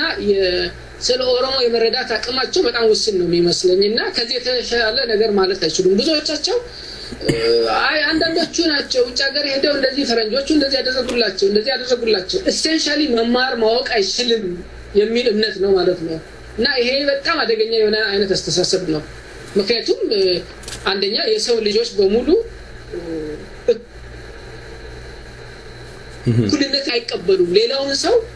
እግዚአብሔር ራሱ እንደፈጠረው ማያምኑ አይነት ሰዎች ናቸው ማለት ነው እንደዚህ የሚያስቡ አይነት ሰዎችና በጣም አደገኛ የሆነ አመለካከት ነው ይሄ ደግሞ በፖሊሲ ደረጃ በሩሊንግ ክላሱ ወደ ስልጣን መመለስ የሚፈልገውና የነበረውን ወርቃማ ዘመን የሚናፈቀው በሙሉ እንደዚህ ነው የሚያስበውና ይሄንን አስተሳሰብ ማስቀጠል ነው የሚፈልጉት ኦሮሞን እንደገና ስለሱ እነሱ ሊያስተምሩት ይፈልጋሉ ያለውን ዕውቀቱ ማወቅ ነው የሚፈልጉት እና በጣም አደገኛ አይነት አስተሳሰብ ነው መልካም ስለ ጋዜጠኛ ተስፋዬ ገብረአብ በተደጋጋሚ ይገለጻል ተስፋዬ ገብረአብ እንዲያደረገ ተስፋዬ ገብረአብ ስለ አኖሌ ጻፈ እኔ ኢንተርቪው ባደረኩበት ሰዓት ተስፋዬ ገብረአብ ቢሾፍቱ አካባቢ እንደተወለደ ነው የገለጸው ምናልባት እንግዲህ ተስፋዬ ገብረአብ ከኦሮሞ ጋራ ቁጭ ብሎ ኖሮ የኦሮሞን ህዝብ በደሉንም ስቃዩንም ህመሙንም ስላየ ስለጻፈ እንግዲህ ሊወቀስ የሚገባው አይመስለኝም ተስፋዬ በኢትዮጵያ ታሪክ ውስጥ እንደተመለከትኩት ጥሩ ነገር ሲጻፍ የሚያሞግስ ነገር ብቻ መጻፍ እንዳለበት መጥፎ ነገር ተቆርጦ መውደቅ እንዳለበት ማለት ይሄ ምንድነው ሁሉ ጊዜ በባዶ ዲስኩር መመስገን የሚፈልግ አካል አለ ለክለም ኦሮሞ አይነቱ ደግሞ የተበደለ ጡት የተቆረጠ እጅ ተቆረጠ የሚለው ነገር እንደ ኃጢያት በተአምር መገለጽ እንደሌለበት ተደርጎ የሚገለጽበት ባንድ ቡድን አለ ተስፋዬ ገብረአብ እንግዲህ ይሄንን የጻፈው ተስፋዬ ገብረአብ ሊመሰገን እንጂ ሊወቀስ የሚገባ አይደለም እንደሳቸው አባባል ኦሮሞዎቹ ከልጆቻችን በላይ ልጅ ነህ ብለውታል ነው እንግዲህ ባለፈው ገረሱ ስትናገር የኦሮሞ ህዝብ ጉድፈቻም ሆነ ሞጋሳ የራሱ እንደሚያደርግ ገልጸሃል የኦሮሞ ህዝብ እንግዲህ ይሄንን ፈቅዶ አድርጎታል እንግዲህ አቶ ተክሌ ምን እንደሚሉ መልሳቸውን ጠብቃለሁ በተደጋጋሚ ጥሪ ያደርግላቸዋለሁ አንድም መልስ እስካሁን ድረስ አላገኘሁም እንግዲህ ወደ ሌላው ጥያቄ አመራለሁ የኦሮሞ ህዝብ ፍልሰትና ወረራ ማዕከላዊ መንግስትን አዳክሟል ይላሉ የኦሮሞ ህዝብ ከየት ፈለሰ ማዕከላዊ መንግስትስ የሚባለው የትኛው ይሆን እስኪ እዚህ ላይ እንድታብራሩልኝ ይፈልጋለሁ አቶ ጀማል ኦኬ መጀመሪያ ማዕከላዊ መንግስት የሚለው የትኛው እንደሆነ ራሱ የሚታወቅ ነገር አይደለም በፍልሰት ደግሞ ከታየ ያው አሁን እኮ ይሄ የምንነጋገርበት በግልጽ ይታያል ኦሮሞ ጎንደር ውስጥ የለም ኦሮሞ ጎጃም ውስጥ የለም አሁን ራሱን ስትመለከተው ተሰዶ በየቦታው ከሌሎች ህብረተሰብ ውስጥ ተሰክስጎ ያለው በየሌሎቹን ህብረተሰብ መሬት ቀምቶ ያለው ምናልባት ዘር በአብዛኛው አፋር ውስጥ ብትሄድ ሲዳማ ውስጥ ብትሄድ ሌሎች የደቡብ ክልሎች የትኛውም ክፍል ብትሄድ የምታገኘው ምናልባት የአማራውን ገዢ መደብ ክፍል እንጂ ኦሮሞን አታገኝም በሌሎች የሌሎች ህዝቦችን አገር አጠፋ የሚባለው ነገር ውሸት መሆኑን በዚህ አንድ መረዳት ይቻላል ሁለተኛ ደግሞ በየትኛውም የህዝብ ታሪክ ውስጥ ሌሎች ህዝቦች ኦሮሞኛን በድሎናል የኛ መንግስት አፍርሷል እንዲ መሬት ቀምቷል ሲባል ሰምተንም አናውቅም አማራዎችም እኮ አሁን ያው እንደዚህ አይነት ሰውዬ በቅርብ ያመጡት ነገር ካልሆነ በስተቀር ቀድም እንዳልኩ ያው ለልመናም ይሁን ለስራ ወደ ኦሮሚያ ሲመጡ ዘመድየት ነው ተብሎ ገበሮቹ ሲጣየቁ ያው የኦሮሞ ሀገር ሄደ ተብሎ ነው መልስ የሚሰጣጡት ይሄ ከእውነት የራቀ በጣም የውሸት እንትን ነው ኦሮሞ የኛን ሀገር ቀማ የሚባለው ነገር እንግዲህ ሰውየው ለማለት የፈለጉት ይሄ በየአካባቢው ተሰዶ ያለው የአማራው እና የስርቦ መንግስቱ ይሄ የነበረው ያለፈው የሴትለር ኮሎኒያሊስቶቹ አቀማመጥ የአማራው ህዝብ በትኖ ሌሎች ህዝቦች ውስጥ አስቀምጧቸዋል ትልቁ ጭንቀታቸው ምንድነው በሌሎች አካባቢ ያሉ የአማራ ተወላጆች በሌሎች ህዝቦች ይበደላሉ የሚል ስጋት ነው ያላቸው ፍርሃቱ ከዚህ የመነጨ ነው የኦሮሞ ብቻ አይደለም እነሱ ተፈራቸው ስለ ሲዳማ ሲነሳ ይጨነቃሉ ስለ አፋር ሲነሳ ይጨነቃሉ ስለ በኒሻንጉል መብቱን ሲያነሳ ይጨነቃሉ ኦጋዴን መብቱን ሲያነሳ ይጨነቃሉ ትግሬውም ራሱ መብቱን ሲያነሳ ይጨነቃሉ የዚህ ሁሉ ጭንቀት መንስኤ ምንድነው ባለፉ የነበሩ የአማራው ገዢ መደቦች የተወሰኑ ሰዎችን ብቻ ለራሳቸው ጥቅም እንዲውሉ አድርገው በየቦታው ሰግስጓቸዋል እነዚህ የሚንጫጩት ምናልባት ከጎንደርና ከጎጃም አካባቢ የተወለዱ ሰዎችም አይመስለኝም እነዚህ መሰረታቸው በሌሎች ክልሎች ውስጥ የነበረ ጭንቀታቸው ከዚህ ከስልጣን መላቀቅ ማጣት ጋር የሚገናኝ ነው መስለኝ እንጂ ኦሮሞ መሰረታዊ የሆነ ከሌሎችም ህዝቦች እንደውም በጣም ሰፊ ግዛት እስከ ሱዳን ዩጋንዳ ኬንያ ሶማሊያ ሌሎች ክልሎችን ጨምረ ባህሉን ቋንቋውን ከኦሮሞ ጋር ተገናኝቶ ነው የምታገኘው ይሄ ህዝብ ተሰደዋል ማለት አይቻልም ቀደም እንዳልኩት እንግዲህ ከውጭ ተሰደናል አባቶቻችንም እናታችንም ከውጭ ነው የሚሉት እነሱ ናቸው የራሳቸውን ታሪክ የሚናገሩ ነው መስለኝ እንጂ ስለ ኦሮሞ የሚናገሩ አንተለኝ የውሸት ታሪክ ነው የውሸት ታሪክ ደግሞ መጻፍ ያው ባህላቸው አባት ከእናትም ጀምሮ ማለት ነው ከዛ ጋር ያይጄ ነው የሚመለከተው ግን ይቀጥሉ ግን የፖለቲካ ተልእኮ የለውም ወይ የሚለው በጣም ተደጋግሞ ድረሱ የተናገራቸው ነገሮች አሉ በአፈ ታሪክ ደረጃ በተቻላቸው መጠን የትኛውንም ውሸት ተጠቅመው የፖለቲካ ስልጣን ለመያዝ ያልተጠቀሙበት ዘዴ የለም ቅድም እንዳለው በሪዮት ዓለም ደረጃ በእምነት ደረጃም ካየኸው እኮ በአብዛኛው የተለየ አይነት እምነት ነው የሚከተሉት ሰዎቹ ከዓለም ህዝብ የተለየ ለራሳቸው ማለት ነው በፍካሬ ማርያም የሚባል መጽሐፍ ነበራቸው ድሮ ይሄ ስለ ገሃነም እንኳን ሲያወሩ በጣም የሚገርም ነገር ነው ገሃነም ምንድነው ተብሎ ተጠየቅ ያው 6-7 አይነት ደረጃ ያለው ገሃነም ሆኖ በጣም የከፋው ገሃነም ውስጥ ከሁሉም የከፋው ገሃነም ውስጥ የሚገባው ማን ነው ተብሎ የሚያስተምሩት ኦሮሞ ነው ከሁሉም የከፋው እንግዲህ የነሱ በጣም የተለየ ነው ማለት ነው ገሃነሙ ለኦሮሞ ለብቻ ተሰርተው ነው በእነሱ አስተምሮት ውስጥ ያለው የሚነገሩት ጠቅላላ በኦሮሞ ጥላቻ ላይ የተመሰረተ ስለሆነ ጭንቀቱ ይሄ ህዝብ ምናልባት የራሱን መብት ካረጋገጠ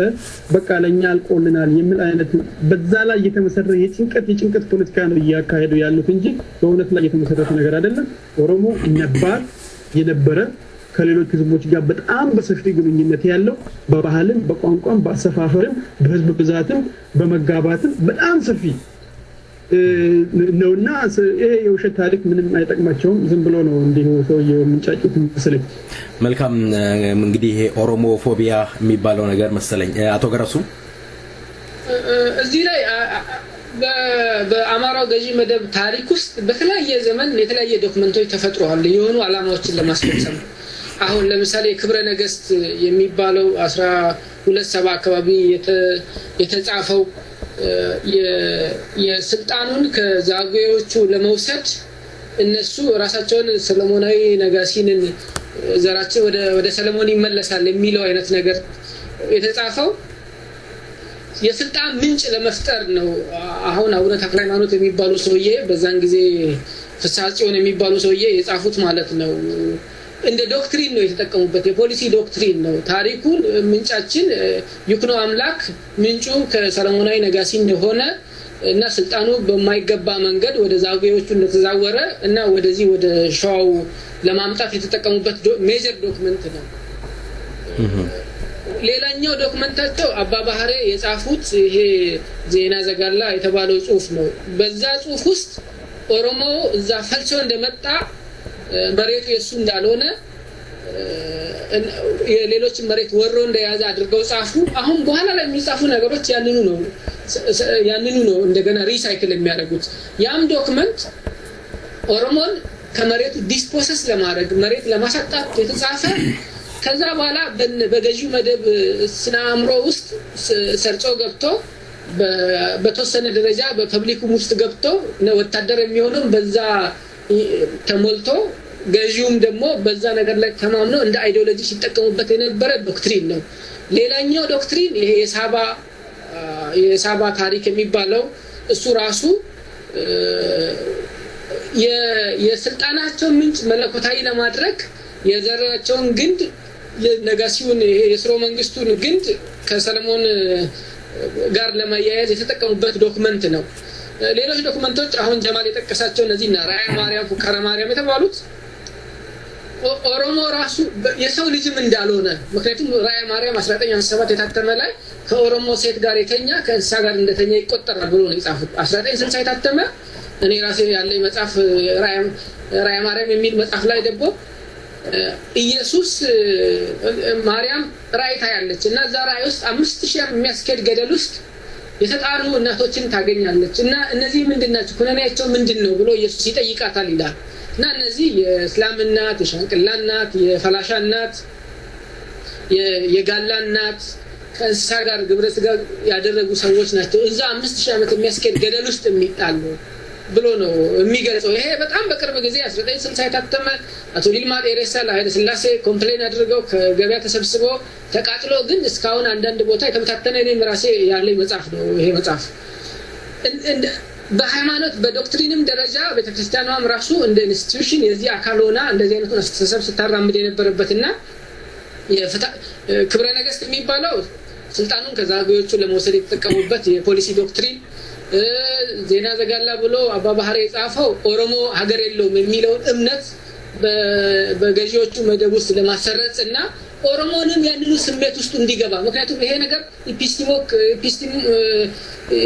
ኢፒስቲሚክ ቫዮለንስ ነው የሚባለው የእውቀት ሁከት ነው የሚባለው አንድን ሰው ስለማንነቱ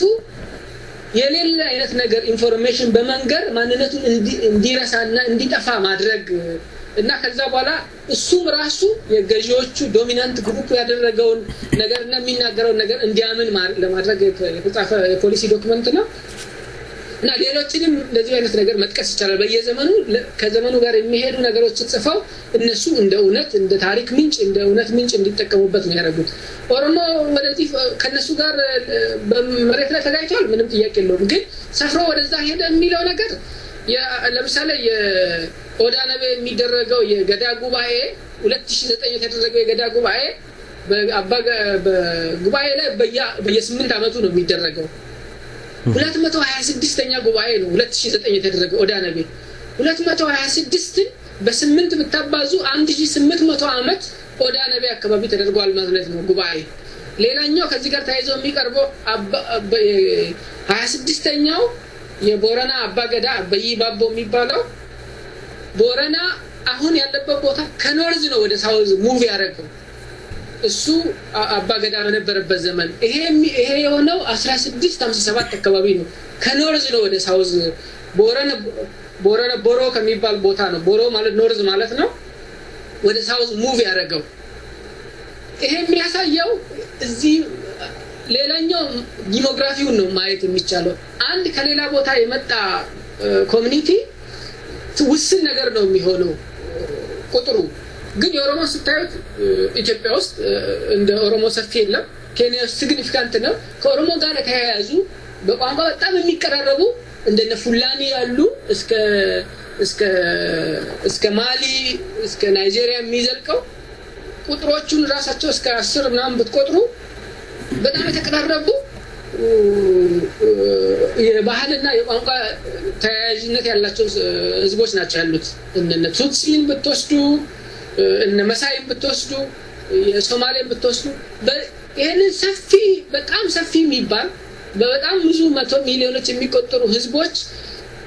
የባህል መሰረት የሆነ ህዝብ እንደ ማአት ነገር እንደ መብረቅ ከሰማይ ወረደ ከውሃው ወጣ የሚባለው ነገር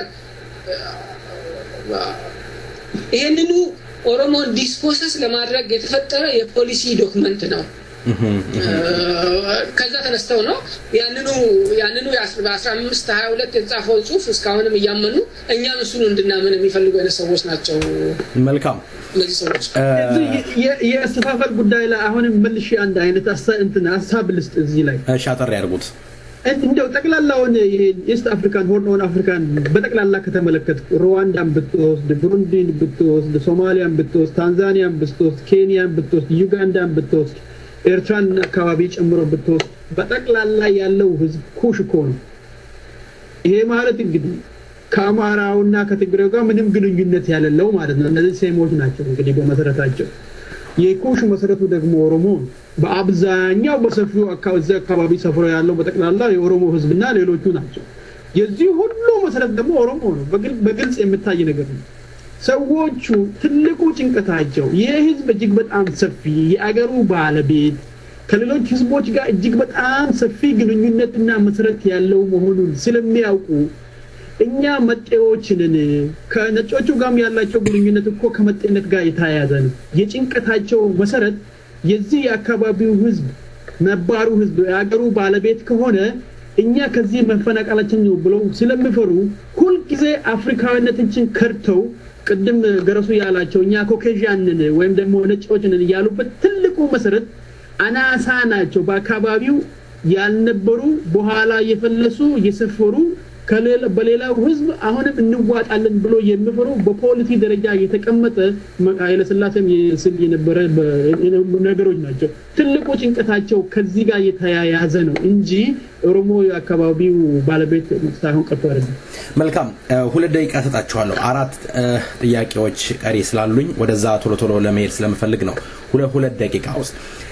በስልጣን ላይ ያለው የወያኔ መንግስት ነው በአሁን ሰዓት ሀገሪቷን ያሽከረከረ ፈላጭ ቆራጩ ወያኔ እያለ ለምንድነው በአሁን ሰዓት ኦሮሞ ላይ ዘመቻ ማካሄድ የተፈለገው የኦሮሞ ህዝብ ለነጻነቱ እየታገለ ያለ ህዝብ ነው ሁሉን ነገር ተቆጣጥሮ ያለ ደግሞ የወያኔ መንግስት እያለ ኦሮሞ ላይ መዝመት ለምን አስፈልጋቸው ይሆን ምንድነው ምክንያቱ እንደኔ ግምት በነሱ አስተሳሰብ ያው የወያኔ በቁጥርም አናሳ ስለሆነ አንድ ቀን መጣሉ በጣም ቀላል ነው ስለዚህ ትልቁና በጣም ሰፊ መሰረት ያለው ወደፊት የሚያስፈራን ወደ ስልጣን የማይመልሰን የአገሩን ባለቤት ተስፋ ወያኔ ማይተ እንደሆነ ወሮ ያለው የኦሮሞ መሬት ነው የሚበዘብዘው የኦሮሞ መሬት ነው ይሄ የሚመዘበዘው መሬት መበዝበዝ እንድንችል ኦሮሞ ካልፈቀደልን ወደፊት በፍጹም አይቻልምና ወያኔ ከቁጥርም አኳያ ደሞ በጣም እየተጠላ ከመምጣቱ ተነሳ በቅርቡ ሊወርቅ ይችላልና ይሄ የአገሩ ባለቤት አገሩን ሳይቆጣጠር በፊት እንደምንም ብለን እሱን አዋክበለው እርስ በርሱ እንዳግባባ አድርገን የአማራውንም በተቻላቸው መጠን ማለት ነው እነሱ ከቻሉ በዚህ መልካቸው ከቻሉ በዚህ ስትራቴጂ እንደምንም ብለን ወደ ስልጣን መመለስ እንሞክር ብሎ ነው የሚሄዱት የሚመስለኝ እንግዲህ አናሳነቱም የተነሳ በመጠላቱ ወያኔም እጅግ በጣም ከመጠላቱም የተነሳ የወደፊት የአካባቢው ተረካቢ የአገሩ ባለቤት ነው ኦጋዴንም አገሩን ይቆጣጠራል የደቡብ ህዝቦችም እንደዚሁ ኦሮሞዎችም እንደዚሁ ስለዚህ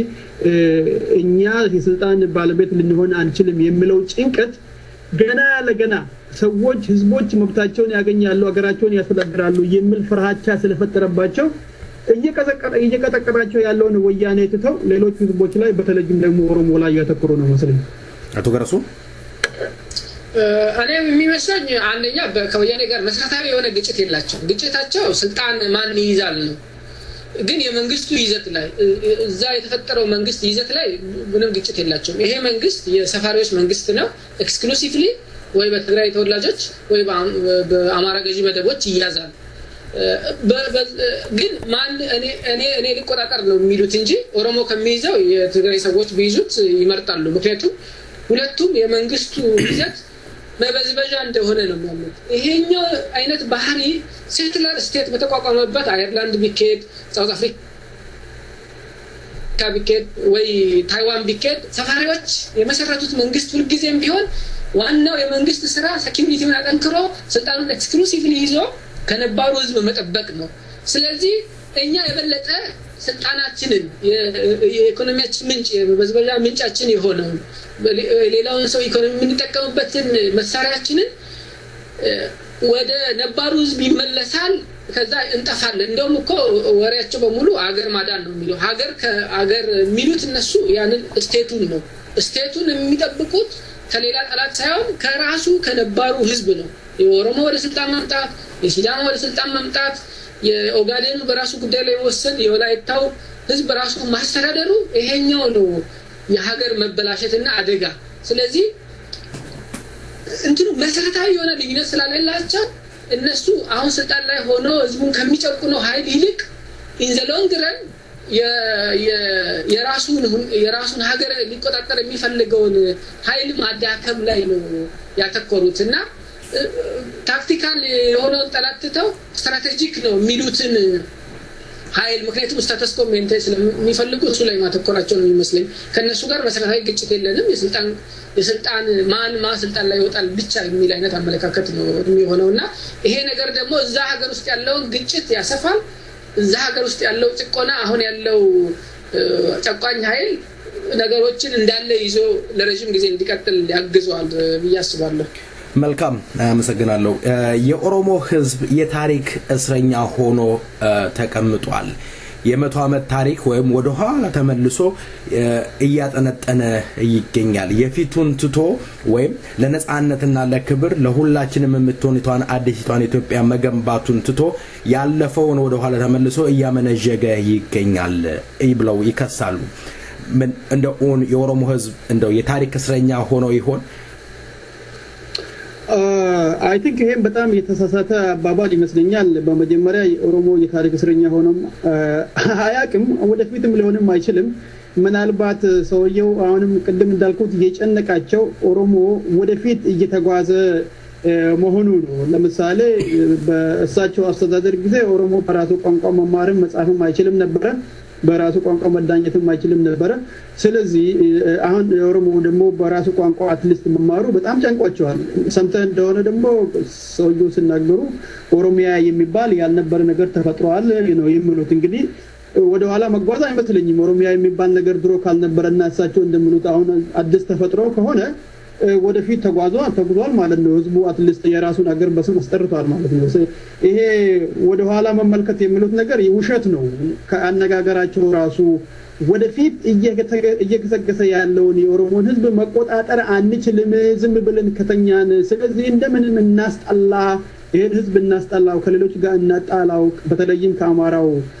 ህዝብ ጋር እንደምንም አድርገን እናጣላ የሚል እንትን የቅዠት መልእክት ነው እንጂ ኦሮሞ ወደፊት እየተጓዘ መሆኑን በግልጽ ያውቁታል እሳቸው ሰውየውም ተናጋሪው ማለት ነው በሌላ መልኩ ደግሞ ካየው ወደ ኋላ የሚመለከተው ክፍል እነሱ ራሳቸው መሆኑን ታያለ ለምሳሌ በቅርብ ጊዜ የሚያደርጉትን አይተ እንደሆነ ባለፉት 100 ዓመታት የተደረጉትን ጦርነቶች ያው ሆሊ ዋን ነው ብሎ የነሱ ሙዚቀኞች ሲያወድሱ ታያለ እንግዲህ 100 ዓመት ወደ ኋላ ተመልሶ ያወደሰ ያለው ማን ነው በሌላ መልኩም ደግሞ ሰውዬ ራሳቸው እና ሰማያዊ የሚባለው የፖለቲካ ፓርቲና የተወሰነ ደግሞ የኦርቶዶክስ ክፍል አማኞች የሚባሉት የሞተውን ሰውዬ የበዳውን የጡት ቆራጩን የአፍሪካ ሂትለር የሚባለውን ምንልክን እናክብረው ብሎ ወደ ኋላ የሞተውን ሰውዬ ለማክበር የሚጣጣሩት እነሱ ናቸው ስለዚህ ወደ ኋላ ያያል የሚለው ነገር ካለ እነሱ ናቸው ወደ ኋላ እዛ እንመለስ ድሮ የነበርንበት ቦታ እንመለስ አሁን አልሆነንም ወደፊት መጓዝ አንችልም ያሉት እነሱ ናቸው እንጂ ኦሮሞ አይደለም ኦሮሞ የሀገሩ ባለቤት መሆኑን ያውቃል ለዛም እየሰራ ነው በቋንቋው ዛሬ እየተጠቀመ ነው ወያኔም ደግሞ ይሄንን ማስቀረት እንደማይችል በትክክል ያውቃል እነዚህ ተጨንቀው እንዴት አድርገን ወደ ትናንትናው ቦታ እንመለሳለን እንዴት ለብቻችን እንበላለን የሚል አይነት ተሳሰብ ነው ያላቸው በአጋጣሚ ኦሮሞ በጣም ትልቁ ህዝብ ስለሆነ ስለሚፈሩ መንቀጥቀጣቸው ነው እንጂ ምናየው ስለሌሎቹ ህዝቦች እኮ አንተ ከተነሳ መኖራቸውንም አምኑ ኦሮሞን አትሊስት መኖሩን አምነው ምናልባት ያከባቢው ህዝብ አይደለም ያገሩ ባለቤት አይደለም ነው ማለት ሌሎቹ ከወሰርክ በቁጥር በጣም አናሳ የሆኑትን ሌሎችን ከወሰርክ መኖራቸውንም ሰው መሆናቸውንም የማያምኑ ሰዎች ናቸው በጣም በትክክል እንግዲህ ወደ ኋላ በጣም ቅርቅ ተብሎ ይመታየት ካለና ወደ ኋላ ይመለከታል ከተባለ እነሱ ይመስሉኛል በትክክል ወደፊት ነው የምንጓዘው እየተጓዝንም ነው እንግዲህ ውጤቱ ወደፊት የሚታይ ይመስልኛል እና ጭንቀቱ ትልቁ ጭንቀት አሁን የአገሩ ባለቤቶች ሌሎች ህዝቦች ሀገራቸውን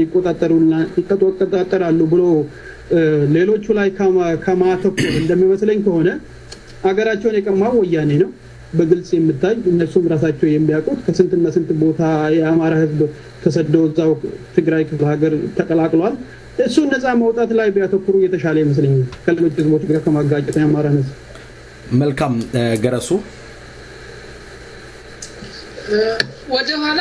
አይ ቲንክ ይሄ ኦሮሞ የታሪክ እስረኛው ነው ለሚለው ነገር አንደኛ ውስጡ ግብዝነት ወይ ሂፖክራሲ ያለው ነው የሚመስለኝ ከዛሬ 120 አመት የኖሩትን አጼ ሚኒሊክ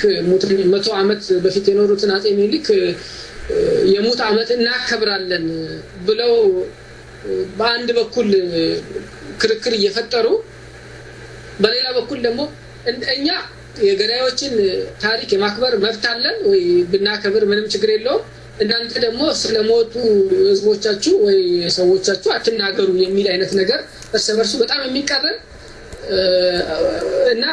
እነሱ የሚያደርጉት ነገር ልክ ተመሳሳይ ነገር በሌላው ሲደረግ ልክ እንዳልሆነ አይነት ነገርና ግብዝነት ወይ ሂፖክራሲ የተሞላበት አይነት አባባል ነው ሁለተኛ ታሪክ ለምን ይነሳል የሚለው አሁን ያለው ነገር እንዲሁ ዛሬ የመጣ ነገር አይደለም በሂደት የመጣ ነው ከዛሬ 100 አመት ከዛሬ 100 አመት በፊት ከዛሬ 500 አመት በፊት የነበሩ ነገሮች በተከታታይ ያመጧቸው ነገሮች ነው እንጂ አሁን ያለው የህዝባችን ሁኔታ አሁን ያለው የዛ ሀገር ውስጥ ያለው የፖለቲካ ቅራኔ አሁን ያሉት የናሬቲቭ የአመለካከት ልዩነቶች በሙሉ ዝም ብሎ ዛሬ በአየር ላይ የተፈጠሩ ነገሮች አይደሉም ሂስቶሪካል ቤዝ አላቸው እነዛ ሂስቶሪካል ወይ ታሪካዊ መሰረቶች ሊመረመሩ ይገባል እነሱ ተመርምረው ነው አሁን የደረስንበት ነገር በምን መንገድ ደረስን እና ምን ሊተረም ይገባል የሚባለው ነገር ወደ ኋላ ሄደን ማየት ስንችል ነው ስለዚህ ታሪክን እንደገና ሪአሰስ ማድረጉ ምንም ችግር የለውም ለምን ያለፈውን አረሳም የሚሉ እዚህ ላይ ሁለት ነገር ነው ማለት የሚቻለው አንደኛ እነሱ ራሳቸው የገደለውን ሰው የሞቱት ሰዎች መካከል ቁጭ ብለው ማሰብ ይፈልጋሉ ማሞገስ ይፈልጋሉ ስለ ገዳዩ እሱ ስለተዋጋው ነገር ያወራሉ በጦርነት ውስጥ ግን የሞተ ሰው እንዳለለ አይነት ነገር ከአየር ጋር እንደተዋጋ አድርገው ነው የሚገልጹት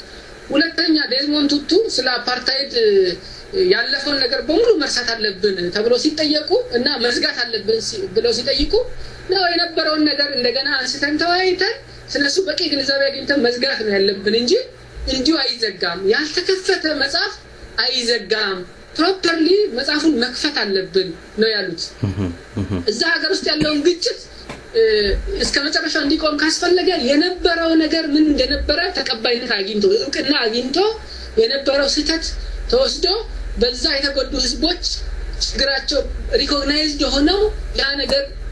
የሚድንበት መንገድ ሪፓሬትድ የሚሆንበት መንገድ ሳይገኝ እንዲሁ ዝጉት እኛና ሞግሳለን እናንተ ዝጉት ብዙ የሚያስከዳ አይመስለኝም ሌላው ደግሞ አልፋል የሚባል ነገር አለ ኤድዋርድ ሰይድ ምን ይላል ያለፈ የሚባል ነገር the past is not really past በፊት የነበረው ነገር አሁን ባለው ሁኔታ ላይ ተጽዕኖ እስካደረገ ድረስ አልፏል ማለት አይቻልም ስለዚህ ምንድክ ነገር አላለፈም ምክንያቱም አሁን ያለው ሁኔታ ላይ ተጽዕኖ አለው አሁን ያለው መንግስት ኤክስክሉሲቭሊ በሰሜነኞቹ ተይዞ ነው በነባሩ ህዝብ ላይ ገዢ ሆኖ ያለው ኢኮኖሚካሊ የደቡብ ኦሮሞን ጨምሮ በታች ነው ያለው በብዙ መንገድ የዶሚናንት ግሩፕ አሁንም አለ ያ ማለት ታሪካዊ ነገር ነው ያለፈ የሚባል ነገር የለም ማለት ነው እስካሁንም ተጽዕኖ ቀጥሎ ነው ያለው ተጽዕኖ የቀጠለ ነገርን መመርመርና ተጽዕኖ እንዴት ይቆማል ብሎ ግምገማ ማካሄድ ምንም የታሪክ እስረኛ ሊያስብል የሚችል ነገር አይደለም ስለዚህ ወደፊት ይቀጥላል ማለት ነው ይሄ ነገሩ መልካም አሁንም ሁለት ደቂቃ ነው መሰጣችሁ የመጨረሻ ጥያቄ ስለሆነ የኦሮሞ ህዝብ እና ወያኔ መካከል የስልጣን ጥላቻ ብቻ ነው ህገ መንግስቱን ይቀበላሉ ብለው ይከሳሉ አቶ ጀማል 2 ደቂቃ I think ይሄንን ቅድም ገርሱ በትክክል ገልጾታል መሰለኝ ምክንያቱም ሁለቱም ግሩፖች ያቃሉ የወያኔው መንግስት በሌላ ህዝብ መሬት ላይ ሰፍሮ በጠመንጃ እንደተቀመጠ ያቃል ስለዚህ ትሰትለው እነዚህ የሚንጫጩትም ደግሞ ካሁን በፊት ሰፍረን ሰፋሪዎች ነን በሌሎች ህዝቦች መሬት ላይ በጣም በሰፊው የኛን ሰዎች ሰፍረዋልና ሰፋሪነታችን እንዲቀጥል አማራጩ ከኛ ጋር በፖሊሲ ደረጃ የሚመሳሰል በዘርን ግንኙነት ያለን ምናልባት ካሁን በፊት አብረን ስንተዳደር የነበረ የትግሬ ወገን ነው የሚል አይነት ያላቸው በፖለቲካ አመለካከት በፖለቲካ የስልጣን ምንጭ ደረጃ ያው ያገሩ ባለቤት ያልሆነ በአዳዊ የፖለቲካ እንትን አምልኮ ያላቸው ሁለቱ ናቸው የሚገናኙ ገረሱ ቅድም እንዳለው ያው እንግዲህ በሴትልመንት መልኩ ሌላውን ህዝብ ያገሩን ይዞ ማስተዳደር የሚቻል ከሆነ ወያኔ ሴትል አድርጎ ከመኖር እኛ ለምን ቦታውን አንተካም የሚል እንጂ ሌላ ልዩነት የላቸውም ወያኔው እነሱ አሁን ራሱ በሌላ ህዝብ ላይ ማተኮራቸው በተለይ በኦሮሞ ላይ ማተኮራቸው የሚያሳየው አይ ወያኔ እኮ ያው እንደኛው ሴትለር ስለሆነ ለራሱ ጥቅም ስል በተወሰነ መልኩም ቢሆን በጣም በኃይለኛው የሚጫናቸው እነዚህ ትላልቆቹን ህዝቦች ነው በተለይም ኦሮሞ ነው የሚል እምነት ስላላቸው የወያኔውን አስተዳደር ትተው ወይ ወያኔዎቹን ትተው ኦሮሞ ላይ ነው ያተኮሩ ይሄ ከአመለካከት ከአስተዳደር ደረጃ ተመሳሳይ የሆነ በሴትልመንት ሌላውን ህዝብ ለመቀራመት መብቱን ለመጨቆን ያላቸው አመለካከት አንድ መሆኑን ምናልባት አቶ ሰውየው ማለት የፈለጉት የወያኔ በኮንስቲቱሽን ውስጥ አይተህ እንደሆነ ማንኛውም ህዝብ የትኛውም የራሱን መብት መወሰን ይችላል የሚለው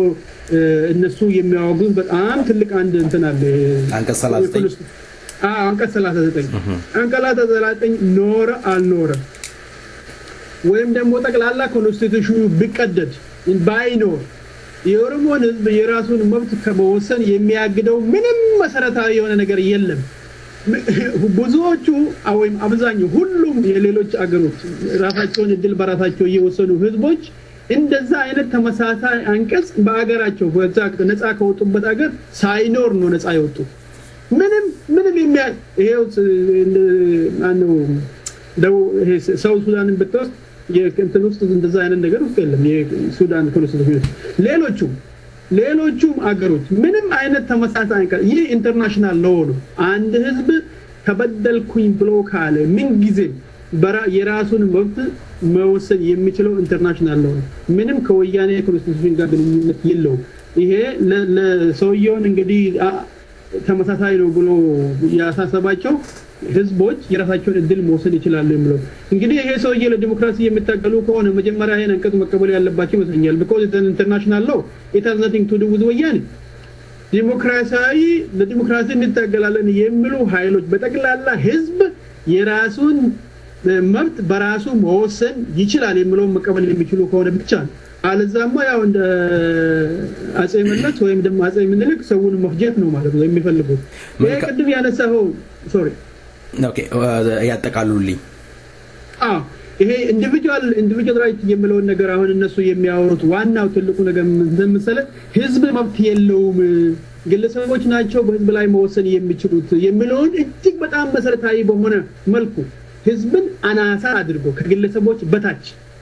ህዝብ ከግለሰብ በታች ሆኖ ግለሰቦች አምባገነንን እኮ ያስተማሩ ግለሰብ ከህዝብ በላይ ፎከስ ሊያገኝ ይገባል እንግዲህ እኔ በኔ ውሳኔ የኦሮሞ ህዝብ ቋንቋ ይናገር ካልኩኝ የኦሮሞ ህዝብ ላይ ቋንቋ ላይ ይናገር ነው ማለት ነው እሴቶች አለ ለምሳሌ የቋንቋ የግለሰብ ነገር አይደለም የህዝብ ቋንቋ የህዝብ ነው አንድ ሰው በግሉ የሚናገረው የራሱ የሆነ ቋንቋ የለም እንግዲህ ህዝብ መብት የለውም ከተባለ የወል መብት የለም ከተባለ ኦሮምኛ ቋንቋ ሊኖር አይችልም ማለት ነው የአማርኛ ቋንቋ ሊኖር አይችልም በአጋጣሚ የሌሎቹ ማለት እነዚህ ሰዎች አስተሳሰባቸው እጅግ በጣም ኋላ የቀረ ከዲሞክራሲያዊ ግንዛቤዎች ጋር ምንም የማይገናኝ ስልጣናቸውን እንደምንም ብለው በዲሞክራሲ መልክ ዛሬ ዓለም የዲሞክራሲ መሪውን ስለምትከተል እንደምንም ብለን ስልጣን ላይ እንምጣ ነው እንጂ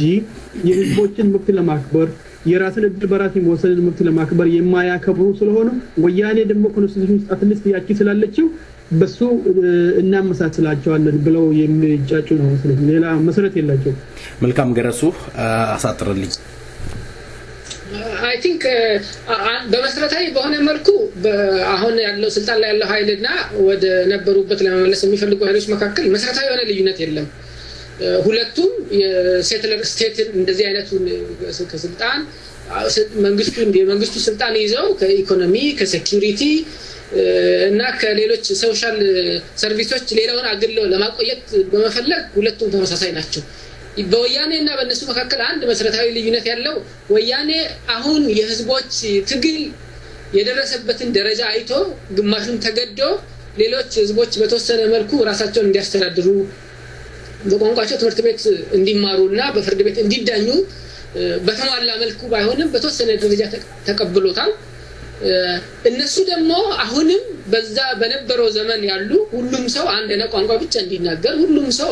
አንድ የሆነ አይነት ካልቸር ብቻ እንዲጫነባቸው ሁሉም ህዝቦች ራሳቸውን እንዳያስተዳድሩ እንደ ድሮ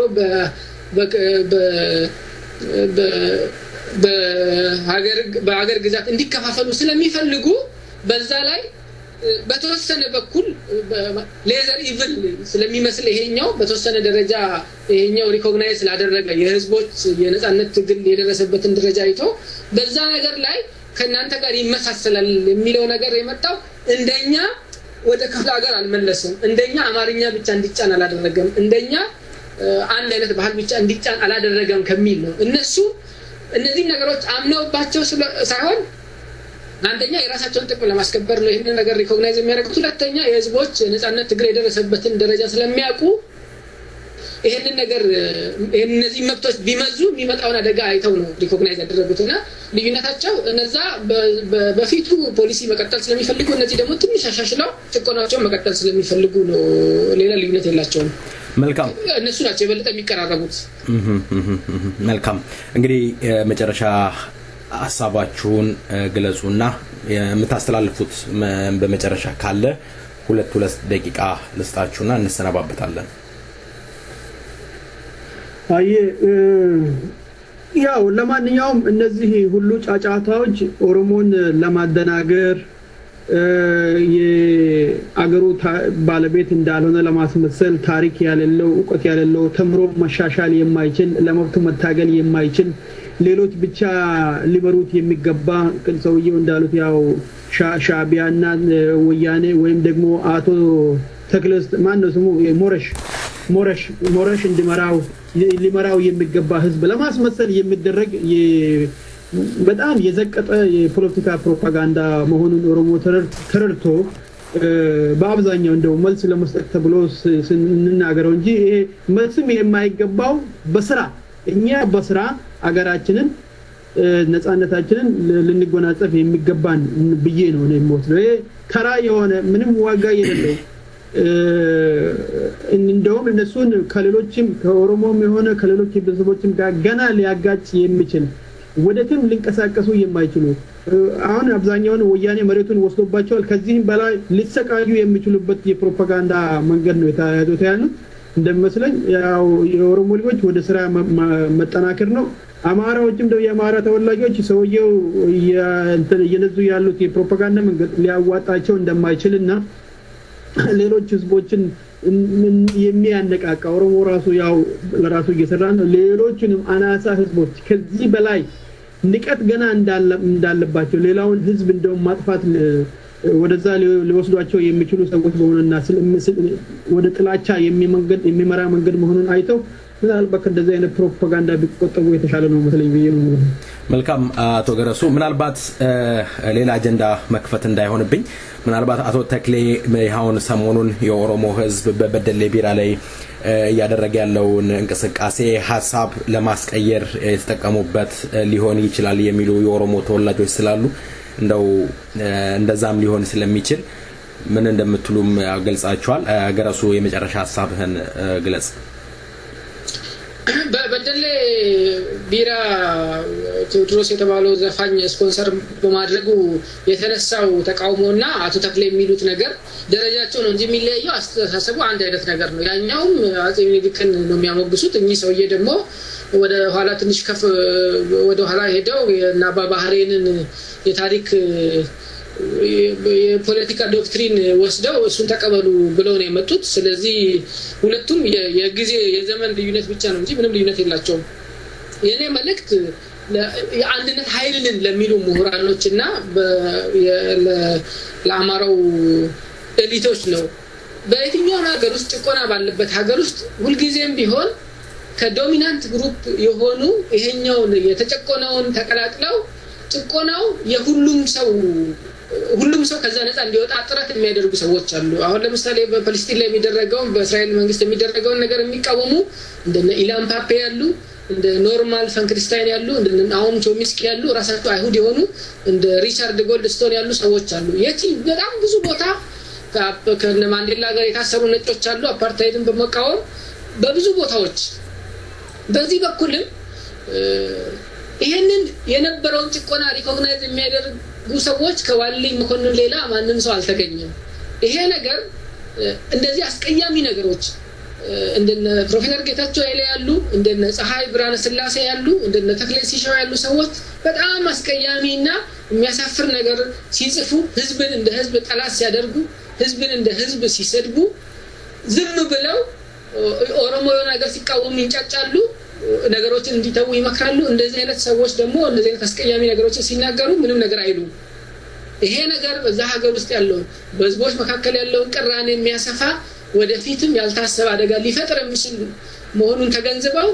በዛ በኩልም ቢሆን ለሰው ልጆች መብት ለዲሞክራሲ ለነጻነት የሚደረገውን ትግል ድምጻቸውን ከፍ አድርገው እንደዚህ አይነት አስቀያሚ ነገሮች ሲነሱ መቃወም ያለባቸው ይመስለኛል ሰላም የሚፈልጉ ከሆነ የህዝቦች ሪሌሽንሺፕ በጥሩ ሁኔታ እንዲሄድ የሚፈልጉ ከሆነ እነዚህ አይነት አስቀያሚ ነገሮችን የሚደግፉ መሆን አለባቸው እነዚህ ነገሮች በፐብሊክ የማይቃወሙ ከሆነ እነዚህ ነገሮች ይቀበላሉ ማለት ነው እነሱ እነዚህ ነገሮች ያራምዳሉ ማለት ነው በግለሰብ ደረጃ ብቻ አይደለም እነዚህ ሰውዬ ግሩፕ ወክለው ነው ያሉት ድርጅት ወክለው ነው ያሉት ድርጅት መሪነን የሚሉ በዛ የፖለቲካ ካቴጎሪ ውስጥ ያሉ በስም አንድነት ያሉ እነዚህ ነገሮች በግልጽ ማውገዝ አለባቸው እነዚህ ማውገዝ ከሆነ የኦሮሞና የደቡብን ህዝብ ምንም ክብር የላቸውም ስለዚህ ከህዝቡ ጋር ግጭት ውስጥ ለመግባት እየፈለጉ ናቸው ማለት ነው ይሄው ነው መልእክቴ መልካም አቶ ጀማል ኢብራሂም አቶ ገረሱ ቱፋ በእውነቱ ስለሰጣችሁኝ ሰፋ ያለ ማብራሪያ በሰይፈ ነበልባል ሬዲዮን ዝግጅት ክፍልና እንዲሁም በአድማጮቼ ስም ከልብ አመሰግናለሁ ስንሰነባበት ዘፋኙ ተፈሪ ኢጆሌ ማሎ ፈርዳባቱ ያጴ ሶሬ እያለ በሚያቀነቅነው ዜማ እንሰናበታለን እግዚአብሔር ይስጥልኝ ስለ ዛሬ Thank you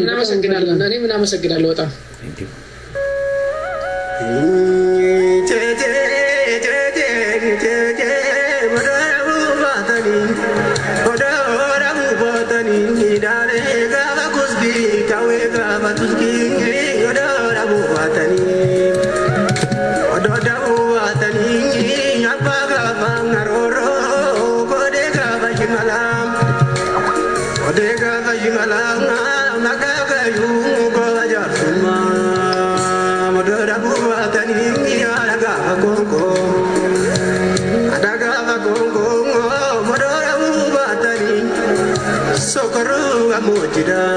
Socorruga mojingi bari bari jala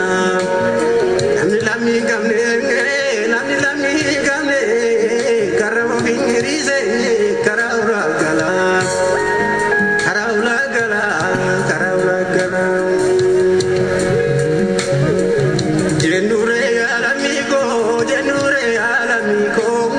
jenure alamigo atira di daro jenure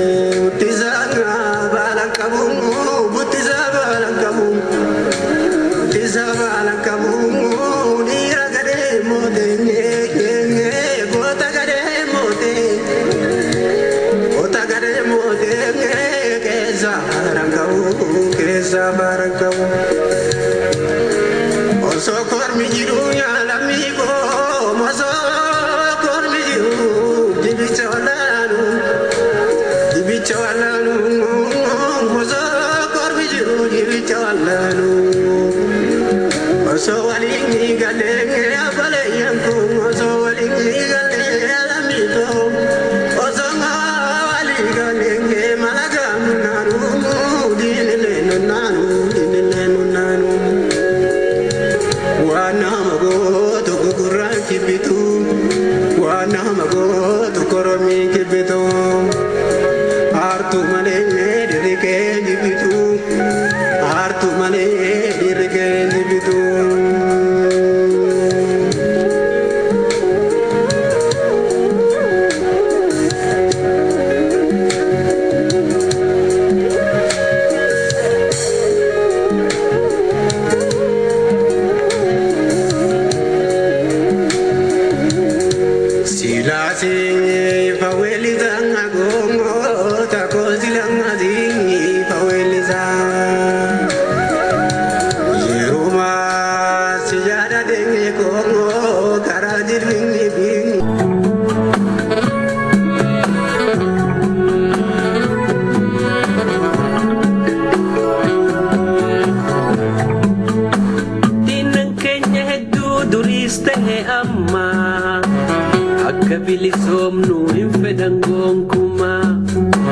አድማጮቻችን እንግዲህ የእናንተ ያልነውን ፕሮግራም እስካሁን ነበሩ በደቂቃዎች ይኖሩናል በዛ ደቂቃ ደግሞ የተለመደ የሙዚቃ ግብዣ ይኖራናል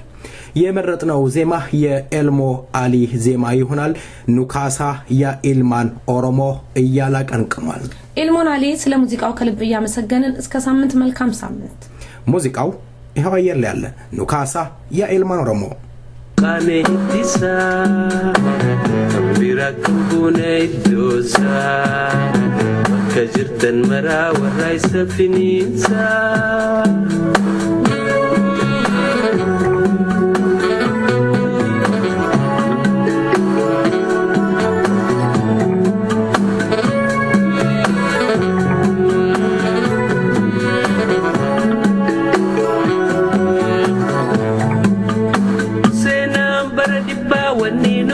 Sifte dinanum firomu buti jallate sena bara dibba wanino bersifte dinanum firomu buti jallate nufakka bueti daranu waywata ifnu dagachi sebarnu galafada nukasa ya ilman oromo nukasa Kabungsan umidem bukane hitisa Kambira kambune idusa Magkajirtan mara waray sa finisa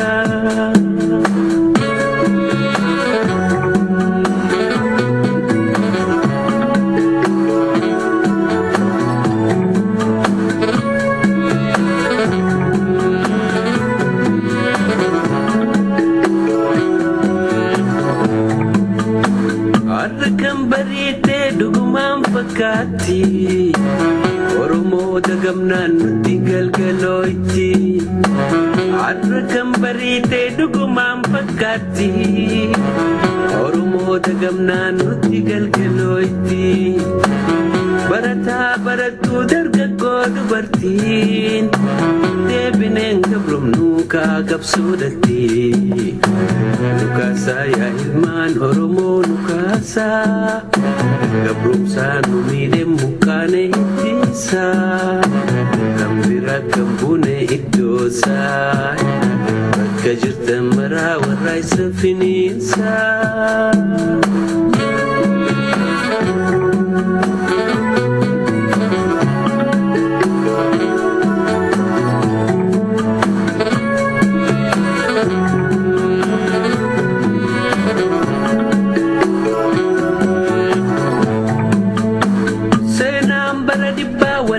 Barsifte dinanum firomu buti jallate senam baradi bawani no barsifte dinanum firomu buti jallate